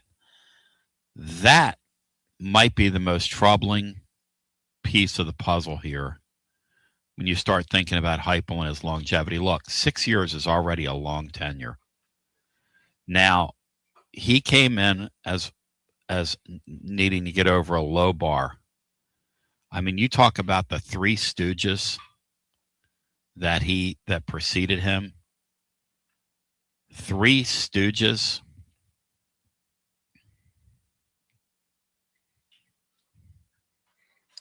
What are the when you guys look at the schedule at home? And we're playing 10, right? So we're playing 5 home games. We're playing 9 conference games, but this is year when we have 5. We have 5 home games, yeah. What are the losable home games, guys? I mean, Tony, 3 of them I listed as they would set off mass celebration here. So you're, these are difficult games to win. All 3: Texas, LSU, and Alabama. Then your other 2 home games are Auburn and Kentucky. So I mean, there's a good chance that you lose 3 home games, 3 home conference games. I don't know. I mean, there's a better chance that happens than not. That is not a sign, Brian. That's not a sign of a healthy football program. Because here's what Tennessee football was when I first got here, even in the years where it wasn't like top of the mark. Somebody would come into your stadium and you would beat them. You had those highs at home. Even when you weren't like competing at the tippy top of the deal. Hey Laura, would you get my other phone back there? I need to block Tennis Girl. Please. Tennis Girl, I mean, you've sat in there today. And I kind of like you. I like that you showed up during the Tennessee-Oklahoma series on YouTube, and you're like an irritant. Like I like your game. Well, it's a different thing. I have to use this phone to block. I don't know. You're asking me a question about YouTube. I don't know. She's like, why can't you block on there? It's same conversation we were having. Now, Laura just looked at me and said, our life's not normal. I mean, what's normal about this? I'm eating my lunch through a straw. It's your birthday. And what's normal about anything? What is normal anymore? Okay, Tennis Girl. Tennis Girl's last few tweets, Bino, have been things like, first of all, she's playing footsie with Mr. Tubbs in here, who's a real troll. Vol Girl is going after her. Dave went after her. She said Tennessee has a 6-6 ceiling this year. I see a lot of losses for the Vols this year. Tennis Girl, you're on my nerves. And you? What happened? What happened to me? Why can't I? Even on this phone? What's going on here? I can't take Tennis Girl and put her in timeout? What? What happened to my timeout feature, Bino? Hey, Tennis Girl has judge shopped on you. She's got a local. It says I can report her or block her. Tennis Girl, I don't want to block you. Oh, well. Tennis Girl, you get to stay. Laura, we need to look at what's going on YouTube. It used to let me put people in timeout. Now it's, I don't know. Oh, well. Tennis Girl, you got a reprieve. You're a clown. Because I don't want to block you. You make me laugh. but you're starting to piss me off. Bino, how many losses? Yeah, do that. Get me the phone from downstairs. That's a good idea. Tennis girl, we're still going to put you in timeout. No offense, but it's Laura's birthday, and you've annoyed her on her birthday. And you ought to feel good about that because Laura turned 25 today. And, you know, I got me a beautiful young lady here. Basilio's Beak, whose name is Basilio's Beak, Bino, just said, now she's mocking you, Tony. Now, is there irony in that statement? Basilio's Beak says that she's mocking you? Yes. That's the kind of stuff that goes on in the YouTube chat. And it augments the show. It makes the other people laugh a little bit. I think it augments the show, Bino. It adds a little something. All right, let's go back. Give me the home schedule here because we need to come up with what an acceptable finish is out of those games, out of those 5 games. Okay, at home, we play Texas on September the 26th. We play Auburn on October the 3rd. We play Alabama on October the 17th. Wow, what a hard We schedule. play Kentucky on November the 7th. And we play LSU on November 21st, I believe. Yes, November Brutal. 21st. One guaranteed win. I told you earlier, Tony, that's the best home schedule. That's the most challenging home schedule that I believe I've seen since the first year I sat in the seats I sit in now, which is 1980. And they put that schedule together to make sure that they had the cream of the crop coming in here for right after the expansion of the stadium. Mm-hmm. So we have one guaranteed They weren't all conference games at that time, but they were. It was a extremely challenging schedule. One guaranteed win. Would that be accurate, Beanstar? Guaranteed win? Yeah, Kentucky. Yeah, if you just want to say, hey, we're going to win that game, no questions asked, that would be the game. You should win 2, and you hopefully win 3. Tennis girl. Sayonara. Sukiyaki. See you next week. Happy birthday, Mrs. B. Mrs. B asked for Tennis Girl's racket on a silver platter for her birthday, and she got it. And shout out as well to Vol Girl, who's been in here fighting the good fight. Vol Girl stepped over the line, and she got blocked. No, you didn't get blocked. She said, don't let Tennis Girl clown you. She thinks she's running. So that's a good word, Vol Girl. She does think she's running something. Brian, at the very best, what's Tennessee's home record going to be? Because they're going to lose at least 2 games at home, which is a sign you're slipping. How many did we lose last year at home? They lost 3 games. 3 in the SEC. What if they lose? What if they lose 3 games back to back? Heupel's, the Wolves here that are going to want to call for a coaching change, including in our booster base, by the way, are going to look at that's. I'm telling you. When you lose in front of these mega rich people that are funding this, it's how you get fired.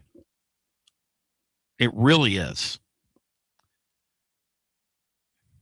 I don't see how they do any better than 5-2 at home. Oh, if they did better than 5-2 at home, I would be surprised. You mean 3-2 at home? I'm talking about overall. I'm talking about overall. The 7 home games. Oh, you're not. You're counting Brian. Get the 2-bye games off your mind. Let's talk about the games of consequence. So 3-2, I guess, if you don't count the bye games. That's the best you're going to do. Do we agree on that, guys? The best. I would think 3-2 I would take right now, Tony. Now, I do think with the I do think with the teams that we're talking about coming in here, if Tennessee is competitive in all of those games, I think the fan base will be a little bit more forgiving than they were last year. If you can beat Alabama, both Alabama and Auburn at home, I think a lot of fans will live with that. If 3 of those wins are against Bama and Auburn. I think that's probably right, Brian. 10-minute timeout for Faison's Milkshake for trying to dunk on Joshy Boy. Even though Joshy Boy called earlier in the week during Laura's birthday week and said that I let her win too many arguments and I need to take control of my household, to which Bino replied, I know that guy isn't married. Bino, you like these guys that tell you that they're in charge, that have been married like 30 years? I don't even pretend. I don't even pretend I'm in. Men that say that. That's some old change house talk there, Tony. Yeah. 3-2 at the that is top of the mark, guys. I would take 3-2 because 3-2 gets you to 8-4. I mean, we have to be honest about what we're dealing with here. Then again, maybe they sweep those games. Can you imagine sweeping those games? If they sweep those games, they make the playoffs. And that's what I'm talking about with the home field advantage. When you have a home field advantage, you make playoffs. Talk about that low expectation, non-expected success that Negative talked about the other day.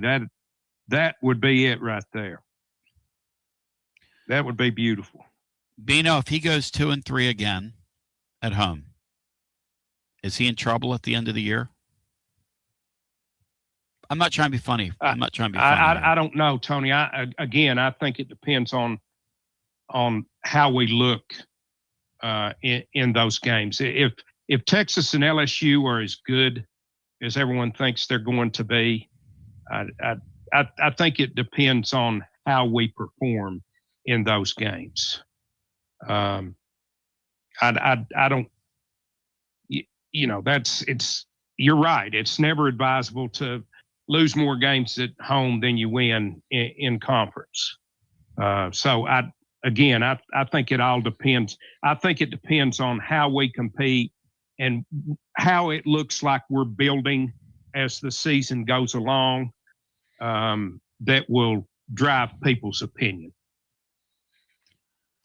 I think it's well worth thinking about over the weekend for the living listener as we continue to just kind of keep the football conversation alive. That's not what we do. I'm not focusing on that 24/7. I've got a brain. Okay. But as we keep just kind of that little snip, that little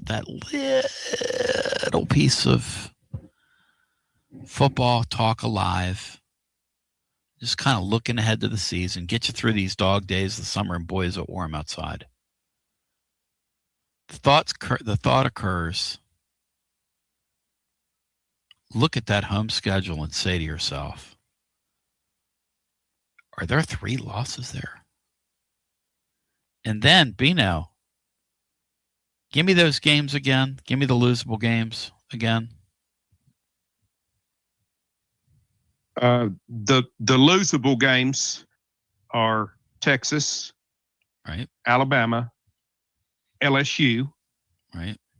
I guess they're all losable, but then you would hope that Auburn and Kentucky fall outside of that. Here's the crazy thing, guys. And you said this earlier, Bino. If one of those losses is Auburn and they lose 3 home games, they're going to be calling for this guy. There's Tony Basilio starting things. No, I'm not. No, I'm not. If Josh Heupel wants to get in Dutch with this fan base, which is a term nobody uses anymore, but if Josh Heupel wants to get in Dutch with this fan base, I can use it now that we're in World Cup time. Lose to Auburn. Bino's piece is exactly right. Matt said it's not a big deal. I agree with Bino. Matt also said yesterday. I think Matt made the same caveat that I made, though, Tony, is if you win some games of consequence after Auburn, then you can erase that a little bit. But if you don't win games that people look at as games of consequence, that's going to be like about 2 losses. Now, Music City Sam's got a great point, and this is the truth. Every one of these teams has rotating offensive lines we're playing. LSU has just kind of put theirs together ad hoc. They've got that Seton kid from was their big money expenditure, and a couple other guys. They were dreadful last year. They got a couple quarterbacks killed back there. That's why Neyland Stadium needs to smoke. The problem is, here's the problem. If you get a couple losses before the LSU game, we've seen it. It takes the starch out of the stadium. The more losses the home fans absorb, it turns into it weakens the place. It just does. We've seen it. One thing we do better than anybody, though, is that Texas game. We do that Texas game, those big games like that, our fans, and that's why it's sad that it's a noon game, but it wouldn't matter if it's 9 a.m., 6 a.m., 3 a.m. It wouldn't matter if it's 3 a.m. and they play the thing out there at the Walker Springs Walmart, okay, in that parking lot. It wouldn't matter. Our fans going to be jacked up for that game. We do those games, Bino, better than anybody. Do we not? Oh, yes. We absolutely do, Tony. I guess that's the one good thing about Kiffin being at LSU is he'll bring out the red in us regardless of what the record is at that point. Yep. I believe. Another thing I kind of noticed in doing this exercise is just we're running into some teams that, in my opinion, have the best coach that they've had in I don't know how long, and that's Georgia Tech, Texas A&M, and LSU. We're running into a bunch that have first-year coaches, but we're also running into about 3 that they're one of them is a first-year coach, but it's the best coach they've had in decades. Let's do this. We continue. I got a mystery guest, and that mystery guest is going to take you international, absolutely next level. I'm loving every minute of this. This is a great conversation. That not only is it a schedule full of little nuggets, but like Music City Sam just said, it's a schedule full of reasons to be really optimistic, if that's your bent, or really pessimistic, Dave, if that's your bent. I bet Dave goes to sleep at night and has visions of a 4-8 finish. That miserable, absolute POS SOB. You can't say that about Dave. I love Dave. None of those are correct except the first part. Those last 2 are not correct. He is. Dave, I love you, but buddy, you and I know growing up in Philly, I know some and knew some miserable sports bastards, and you're one of them.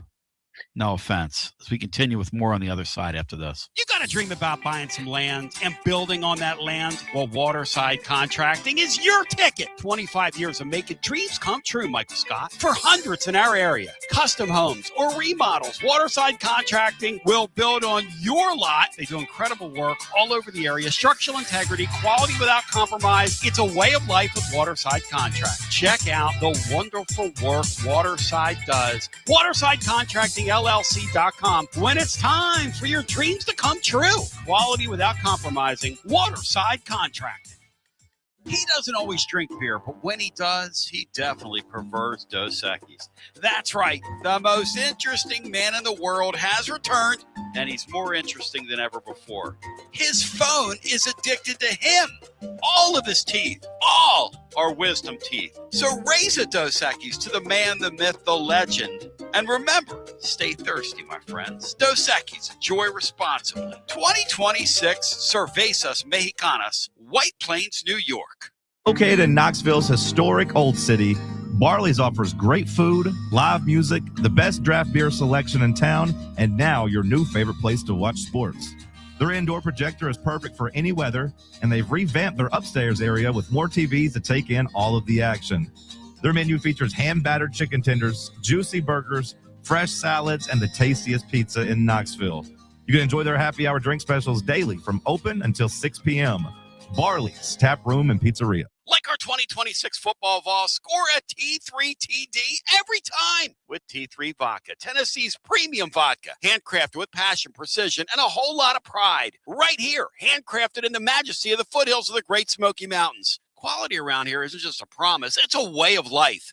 And T3's filtered 10 times, 80 proof of vodka, delivering a smoothness unmatched. This dedication to excellence has earned T3 Vodka prestigious accolades, like a 5-time gold medal award-winning vodka and your SIPS Consumer Choice Award medal winner as well. Whether you're sipping it neat, on the rocks, mixing your favorite cocktail, T3 Vodka, your choice for a premium award-winning experience. Be like Maury Hanks. Score a T3 TD. Ask for T3 Vodka by name at restaurants and wine and liquor stores today. Drink it neat, drink it right, and score a T3 TD all 2026 long. Tennessee's Premium Vodka, T3, Tennessee's Premium Vodka, distributed by Empire Distributors of Tennessee. Big news, Basilio family. Get ready, because the 2026 Knoxville real estate market is officially shifting into high gear. All signs are pointing toward a record-breaking year, and the energy across East Tennessee is absolutely electric right now. Whether you've been dreaming of finding that next home, looking to capitalize on your current equity, or ready to dive into the investment world, the timing has never been better. Having a game plan is the key to winning in this fast-paced market, and I'm ready to help. Give me a call, Jennifer Morris, at 865-694-5904, or reach out at nextmovesmokymountains.com. That's nextmovesmokymountains.com,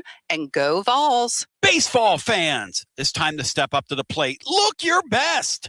Get some new Tennessee gear from Alumni Hall. Alumni Hall has the best selection. Top brands for you to choose from this season. Look, it's nice and warm outside, so get into any of their 6 air-conditioned East Tennessee locations. Shop online, download the app, grab your Tennessee baseball jersey, your hat, your decal, maybe a t-shirt, and they have so much more. Earn $10 in rewards for every $150 you spend. Go Vols and shop Alumni Hall, your ultimate Tennessee shopping destination.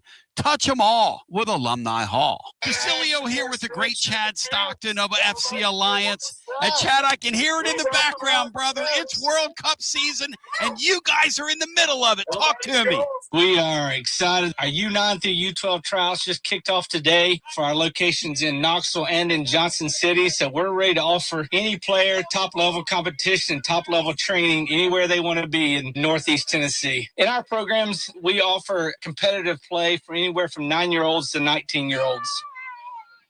We've got 2 locations. Our location in Knoxville is kind of our home base, and our location up in Johnson City in the Tri-Cities area is our FC Alliance North. Both locations are growing tremendously, and we're excited about what the future holds here at both locations. Growing the beautiful game in the season of the World Cup. Chad Stockton, how can folks get more information? Go to our website, FC Alliance or FCAllianceNorth.org, and both locations we're happy to serve the beginning player or the more experienced player, because what we will promise is the top-level training and top-level leagues that we can play in for all of our players. Growing the beautiful game in Knoxville and now also in the Tri-Cities. FC Alliance. Thank you, Chad Stockton. Thanks, buddy.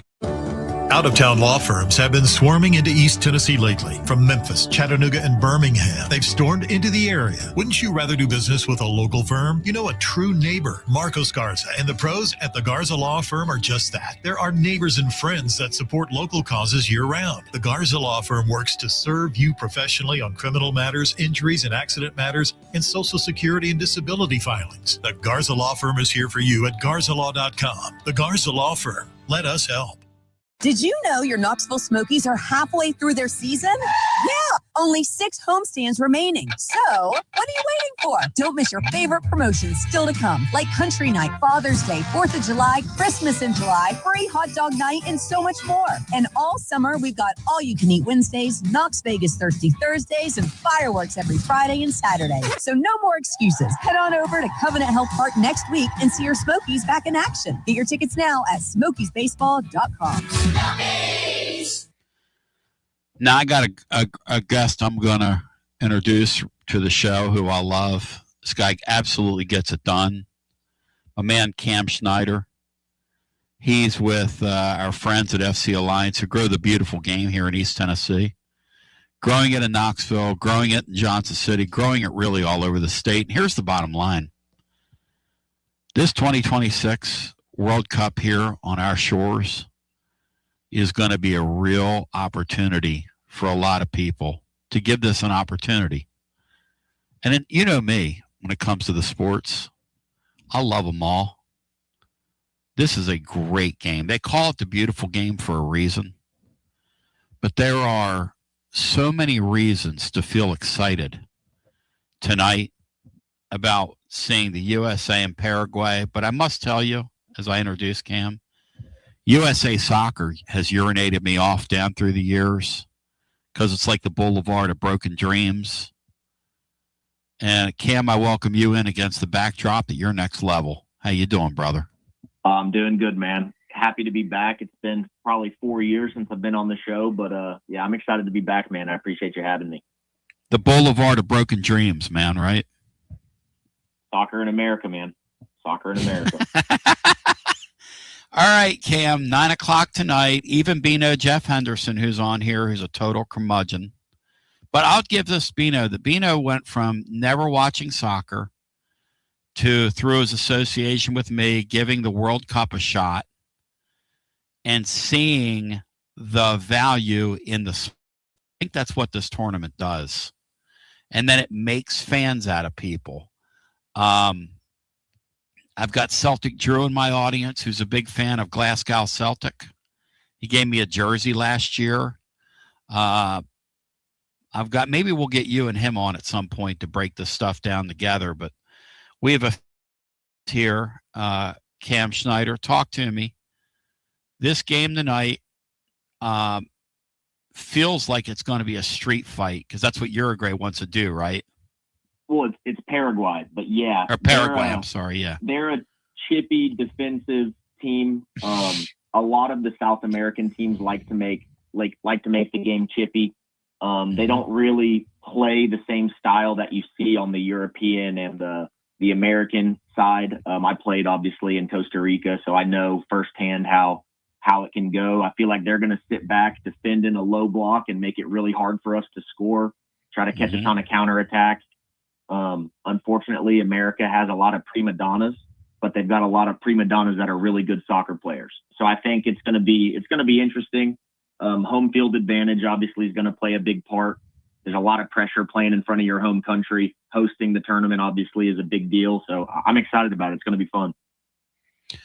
It's going to be really fun. Tell me about this American club because, again, high-end promise is there. Is it going to be realized? This is going to be a tournament all around the world of young kids in this thing. You don't have the stars. This is going to be a star-making tournament.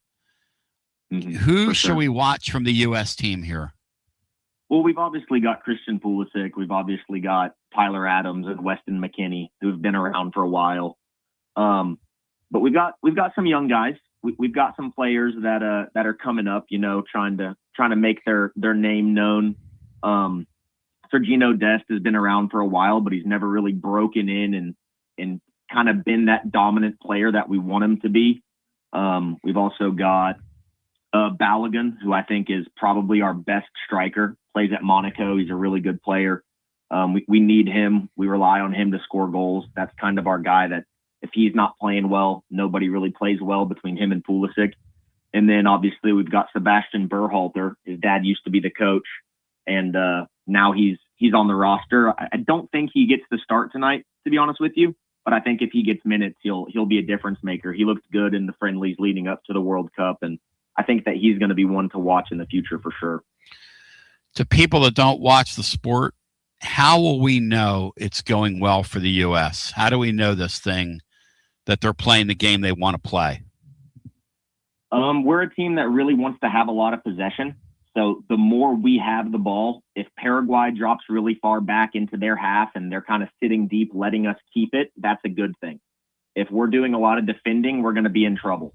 So the more we have the ball, the more possession we have, it gives our players more touches, and we have players that they can make something happen, but it's going to take them a couple chances to actually get it there. So the more we have the ball, the more chances we're going to have. I think as long as we have possession, I think we're going to be okay. And then our opponent is going to try and do what this evening? They're going to sit back and defend, and then they're going to try to catch us on the counterattack. So wait for a bad pass from us and try to go at us really quickly. They're not a team that's going to have a lot of possession at all. They're going to try to get 3 passes and run in behind us and score. Use their pace, use their grit, and get in behind us. I have a feeling we'll play with 3 defenders. So they'll probably try to attack us on the wide areas a little bit. But as long as we can keep them deep in their half of the field and keep possession, I think that we'll be okay. We just got to watch out for the counterattack. And Celtic Drew says they're going to cross a lot of balls when the time comes. That's what they're going to try and counter and try and kind of like the way we used to play when we were a developing nation, right?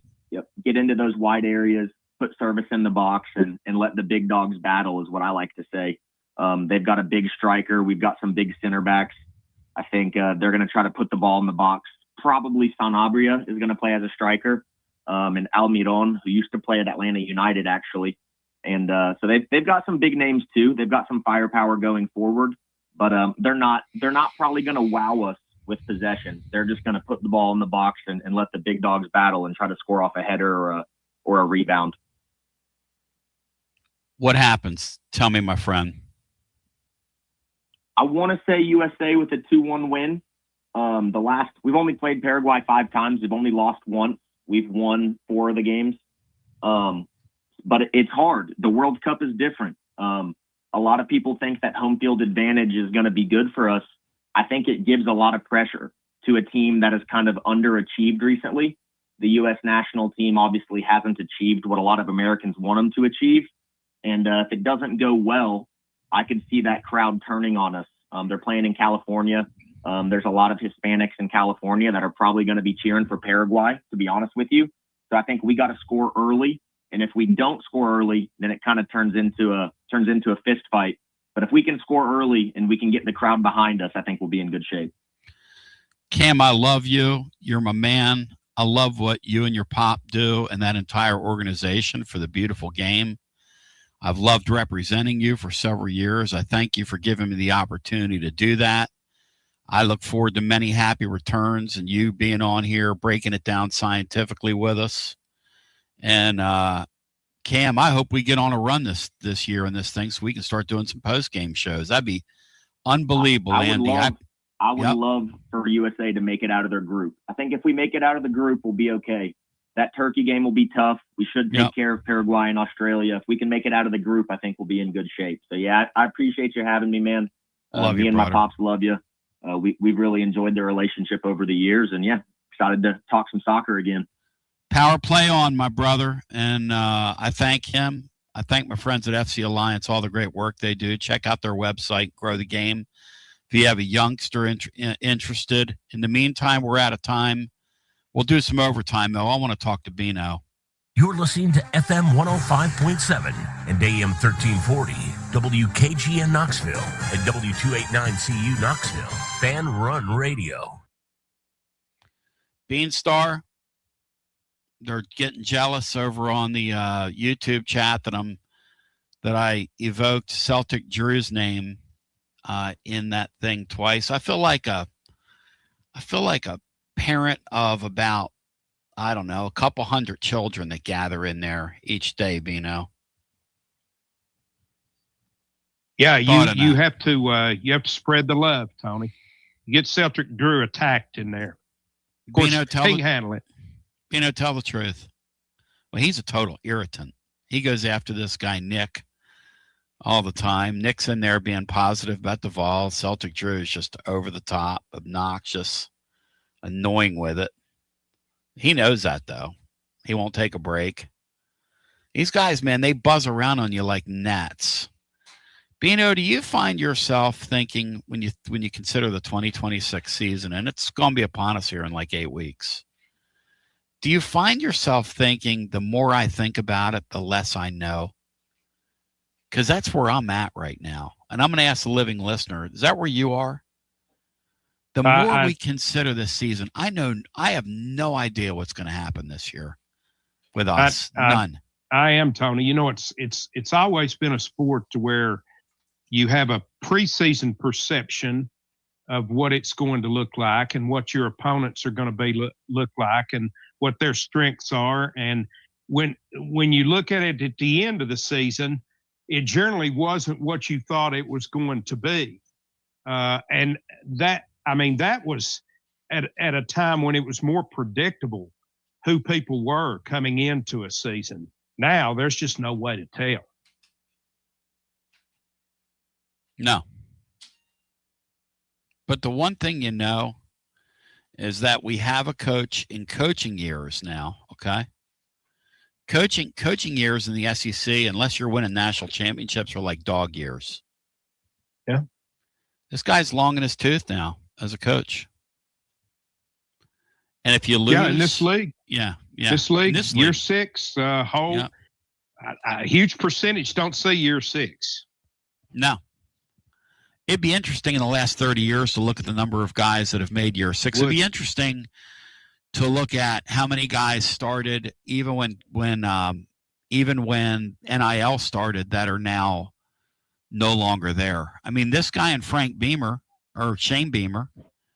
are the two elder statesmen in the league, aren't they? Who else is out there that's been in? Well, obviously Kirby Smart.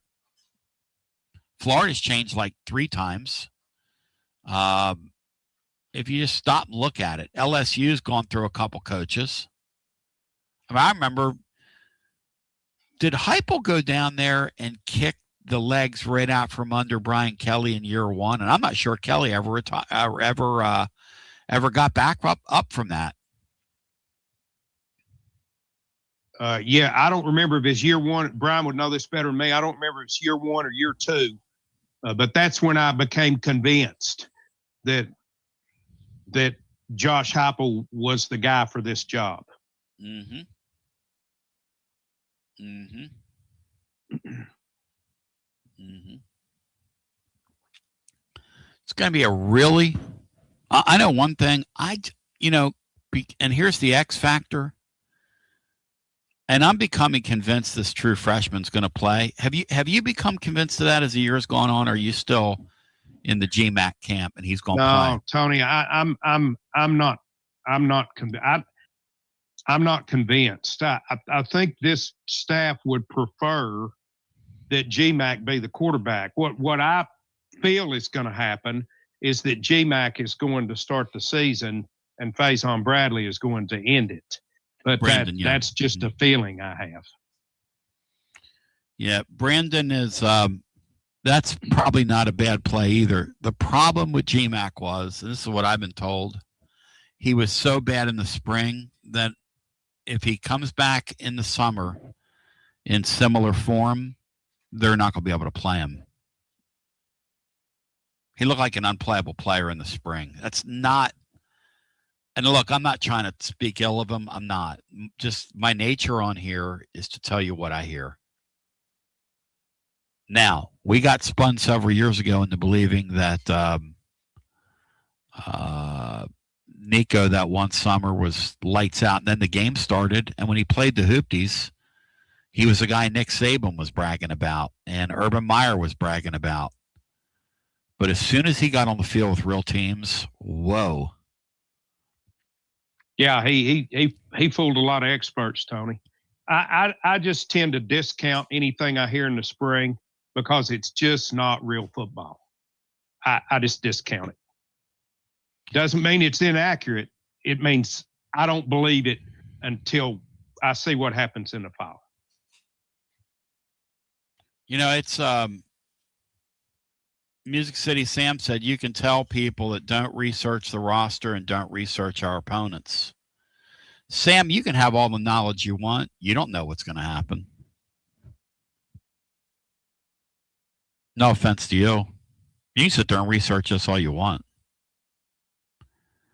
When the people that do this for a living, and those are the odds makers, buildings in Vegas are big for a reason, big and shiny.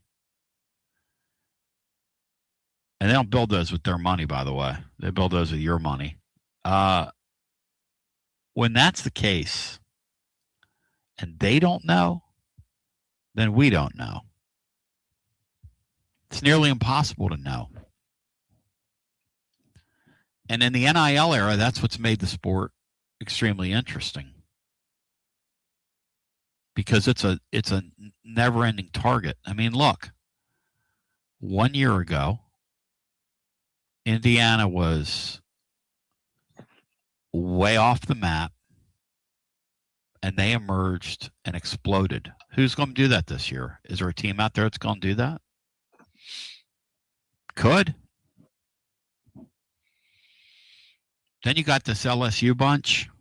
You know, I think about that LSU bunch, Bino, who we see later in the year, and they could be a total mess by then, or they could be a gathering storm and come in here and just hammer us.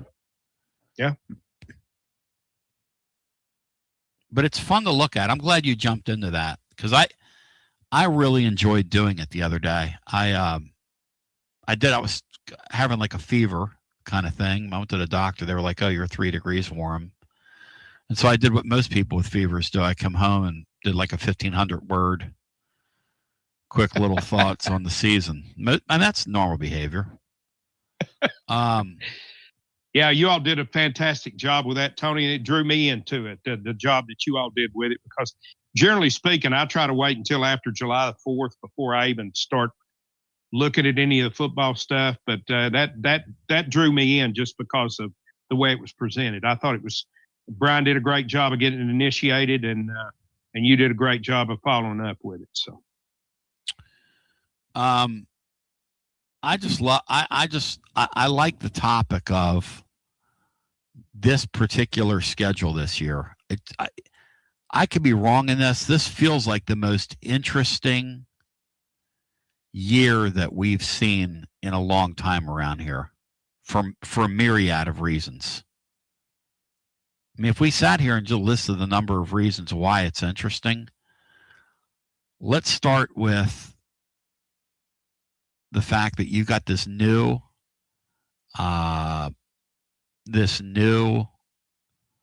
defensive coordinator. That's interesting, isn't it? It is.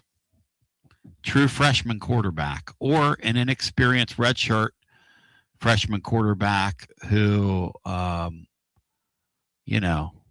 is kind of wafy. Yeah. Brian, what else is interesting about the season? Give me another interesting little aspect here of the year. Well, a couple notes. Neither Florida or Georgia will be on the schedule for the first time since 1987, and Auburn will return to Neyland Stadium for the first time since the final year of the BCS.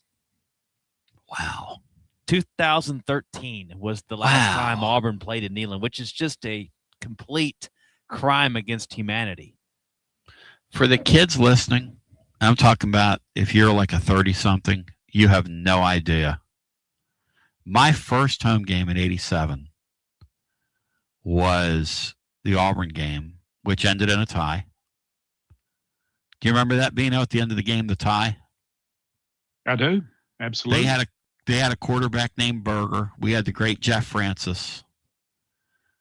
That day was just It was a day I fell in love. I fell in love. I just fell in love. I don't know what to tell you. The stadium back then felt totally different than the stadium now. It was 2020 all about tie, Tone. 2020. I'll never forget it. And I want to say that was a noon kickoff or like a 1 o'clock kickoff.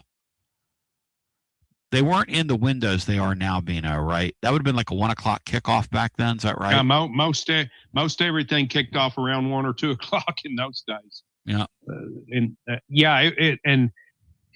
Auburn was easily my favorite series outside of Alabama until it went to divisions and we lost it. I loved the Auburn series when I first got here. The first 4 years was one of my favorite games. It was right there with the Alabama game in my blood.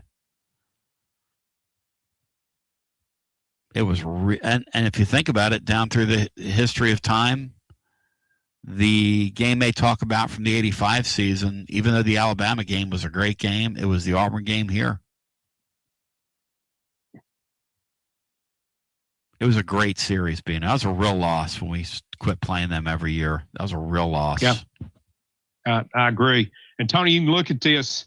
I mean, if you're an optimistic person, you can look at this schedule and it is full of opportunities. No question. And if you're a pessimistic person, you look at it and it is full of pitfalls. It's people like Sammy. There's no doubt about it. People like Sammy. Got Texas coming in here. You've got LSU coming in Lane Kiffin's first year there. It's just a drama-filled schedule. Yep. And Ewad asks a great question, and it's a great question. What happened to Auburn's football program? Yeah. Because as far as we fell, it seems remarkable that they could fall like they have. Because this guy brought a bunch of mid-major football players with him this year. They, like us, just went through a string of bad coaching hires. Yep. Just a string. And once you go down that road, and that's the other thing, right? People that want Heupel gone, hey, you want what you want. Everybody gets tired of, and this guy does not help himself. This guy doesn't give to the fans at all. He doesn't even try. Won't let you in. He doesn't even try. He could care less. Only time he shows any personality is when they have one of those commercials. You ever notice that, Bino? They have one of those commercials, and he's looks like a pretty affable, good dude. And you know he is. But when he gets up there in front of that microphone, this freaking guy doesn't even... People say, why are you talking about that? Let me tell you something. The media can be your friend if you let them. It's your opportunity to connect with fans right there. It's not that hard. Tony, you want him on your show? No, I don't. I don't want a coach on my show. Those people don't, especially a football coach, those people don't say anything. You know when you want a football coach on your show? Is when they're done coaching. Then they can really tell you how they think. Most football coaches talk and say nothing. This guy takes that to...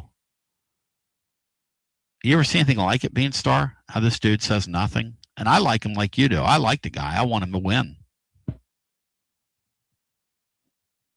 Yeah, that's just not his thing, Tony. It's just not his thing. And you're right. He doesn't help himself there.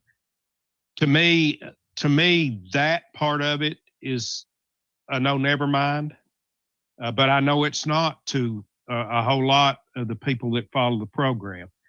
I think Josh Heupel's tenure here when all is said and done, if it were to go poorly, I think we'll look back and probably the biggest issues will be maybe a little late to the party with using the transfer portal more than he has, and maybe he's a little bit too nice of a guy, a little bit too tolerant of certain things in his program, both from the roster and the staff. I hope that's not the case when we look back, but my fear is those would be his downfall when his downfall comes. But you mentioned Auburn, and you're right. I mean, I can't tell people what coach to like and what not to like, and what their expectations should be as opposed to my expectations. I can't tell people that. The only thing, and I threw this cautionary tale out there before, when you've got a guy that's proven that he can get you real close, which we've seen that. Auburn, who we're talking about, had Gus Malzahn, who Dave compared to Josh Heupel, and I think it's a great comparison. And they fired him, and they haven't had a winning season since they made that move. So if you got a guy that's capable, if you're going to fire him, you dang sure better replace him with someone better than him. You better know you've got that guy.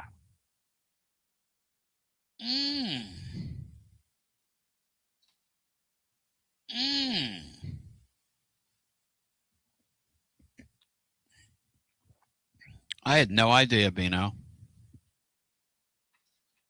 I had no idea. And by the way, if you thought these people were going to quit spending on buildings when they started paying these players all this money, here's my question for you. Okay. Where was all that money going all these years? Think about that, because it's always been there. Florida announced a $1.45 billion, not a couple $100 million renovation to their football stadium. $1.45 billion renovation to the Swamp. Now on Monday, I'm going to ask you, what are ways that you would improve Florida Field? I'm going to give you an opportunity to think about that over the weekend. We'll have some fun with that topic on Monday. What are some ways to improve Florida Field? Also, we'll continue this conversation that we've had here, because Brian Hartman, I want each of us to think up reasons why this season in particular feels really interesting on the front end.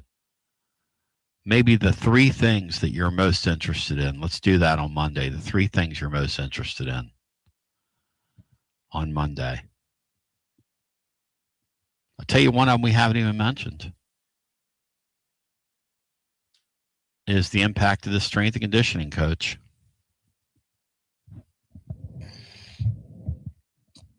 Because some of these guys look stacked, jacked, and dare I say packed, which I've been told that I'm all three of those things, Bino. I don't know if you've ever been told that, but I haven't been told that you're that, Tony. No. Was that the question? Bino, Brian, anything else for us? It's been incredible today from all three of you. Good luck to the Mountaineers. Yeah, go Mountaineers. Pray for Holly. Oh, Holly, we love you. Holly's good buddy texted me just now and said she had a great night. Said she needs some motivation. If you want her number, her husband's got her phone, but he plays the messages for her. The great Jennifer Morris reached out to me last night, said she wants to reach out to her and encourage her and fire her up. And I'm going to call Tony Valls, who Holly just loves Tony. And I'm going to tell Tony to give her a pep talk. She's got some rehabilitation in front of her. But we love Holly. We appreciate Holly. I told Holly in a call last night, I said, we want you back. I want to see you up at Calhoun's this year. We all want to see you, celebrate you.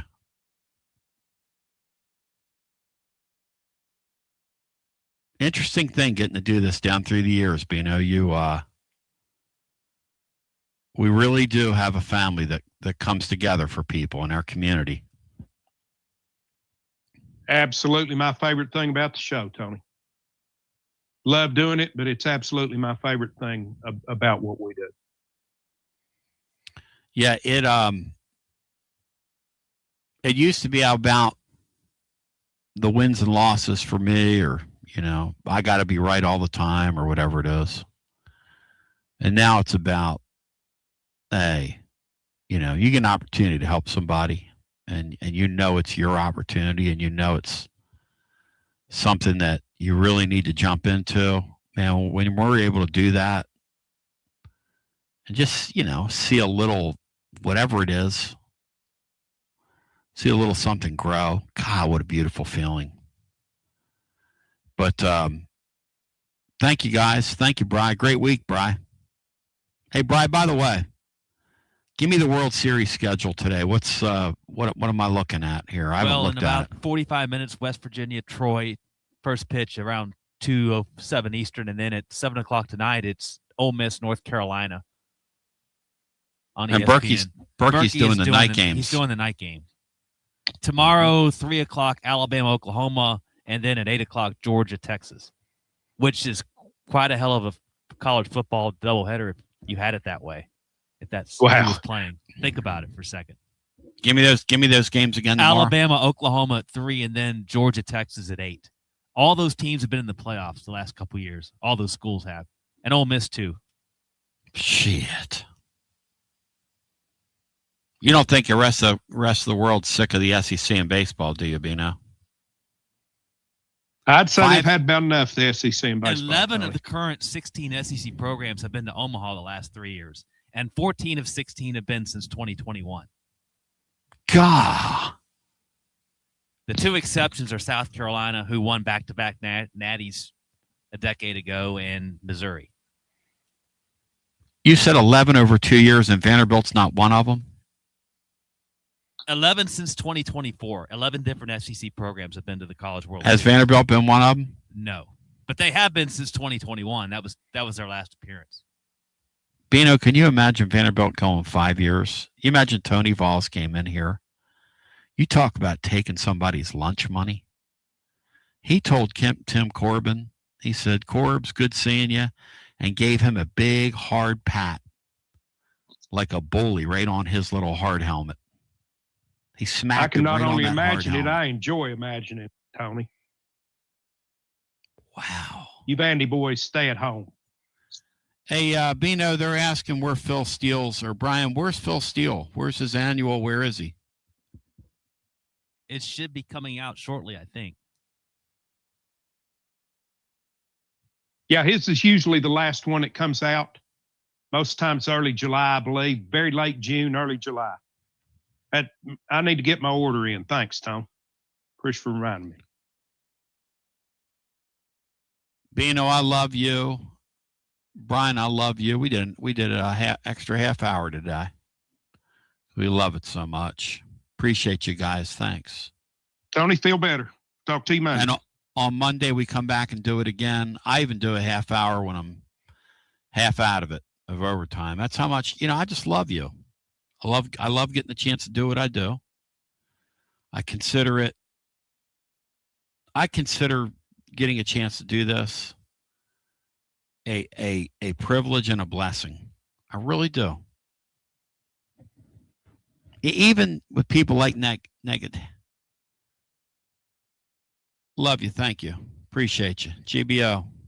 Take and thank God for Bino.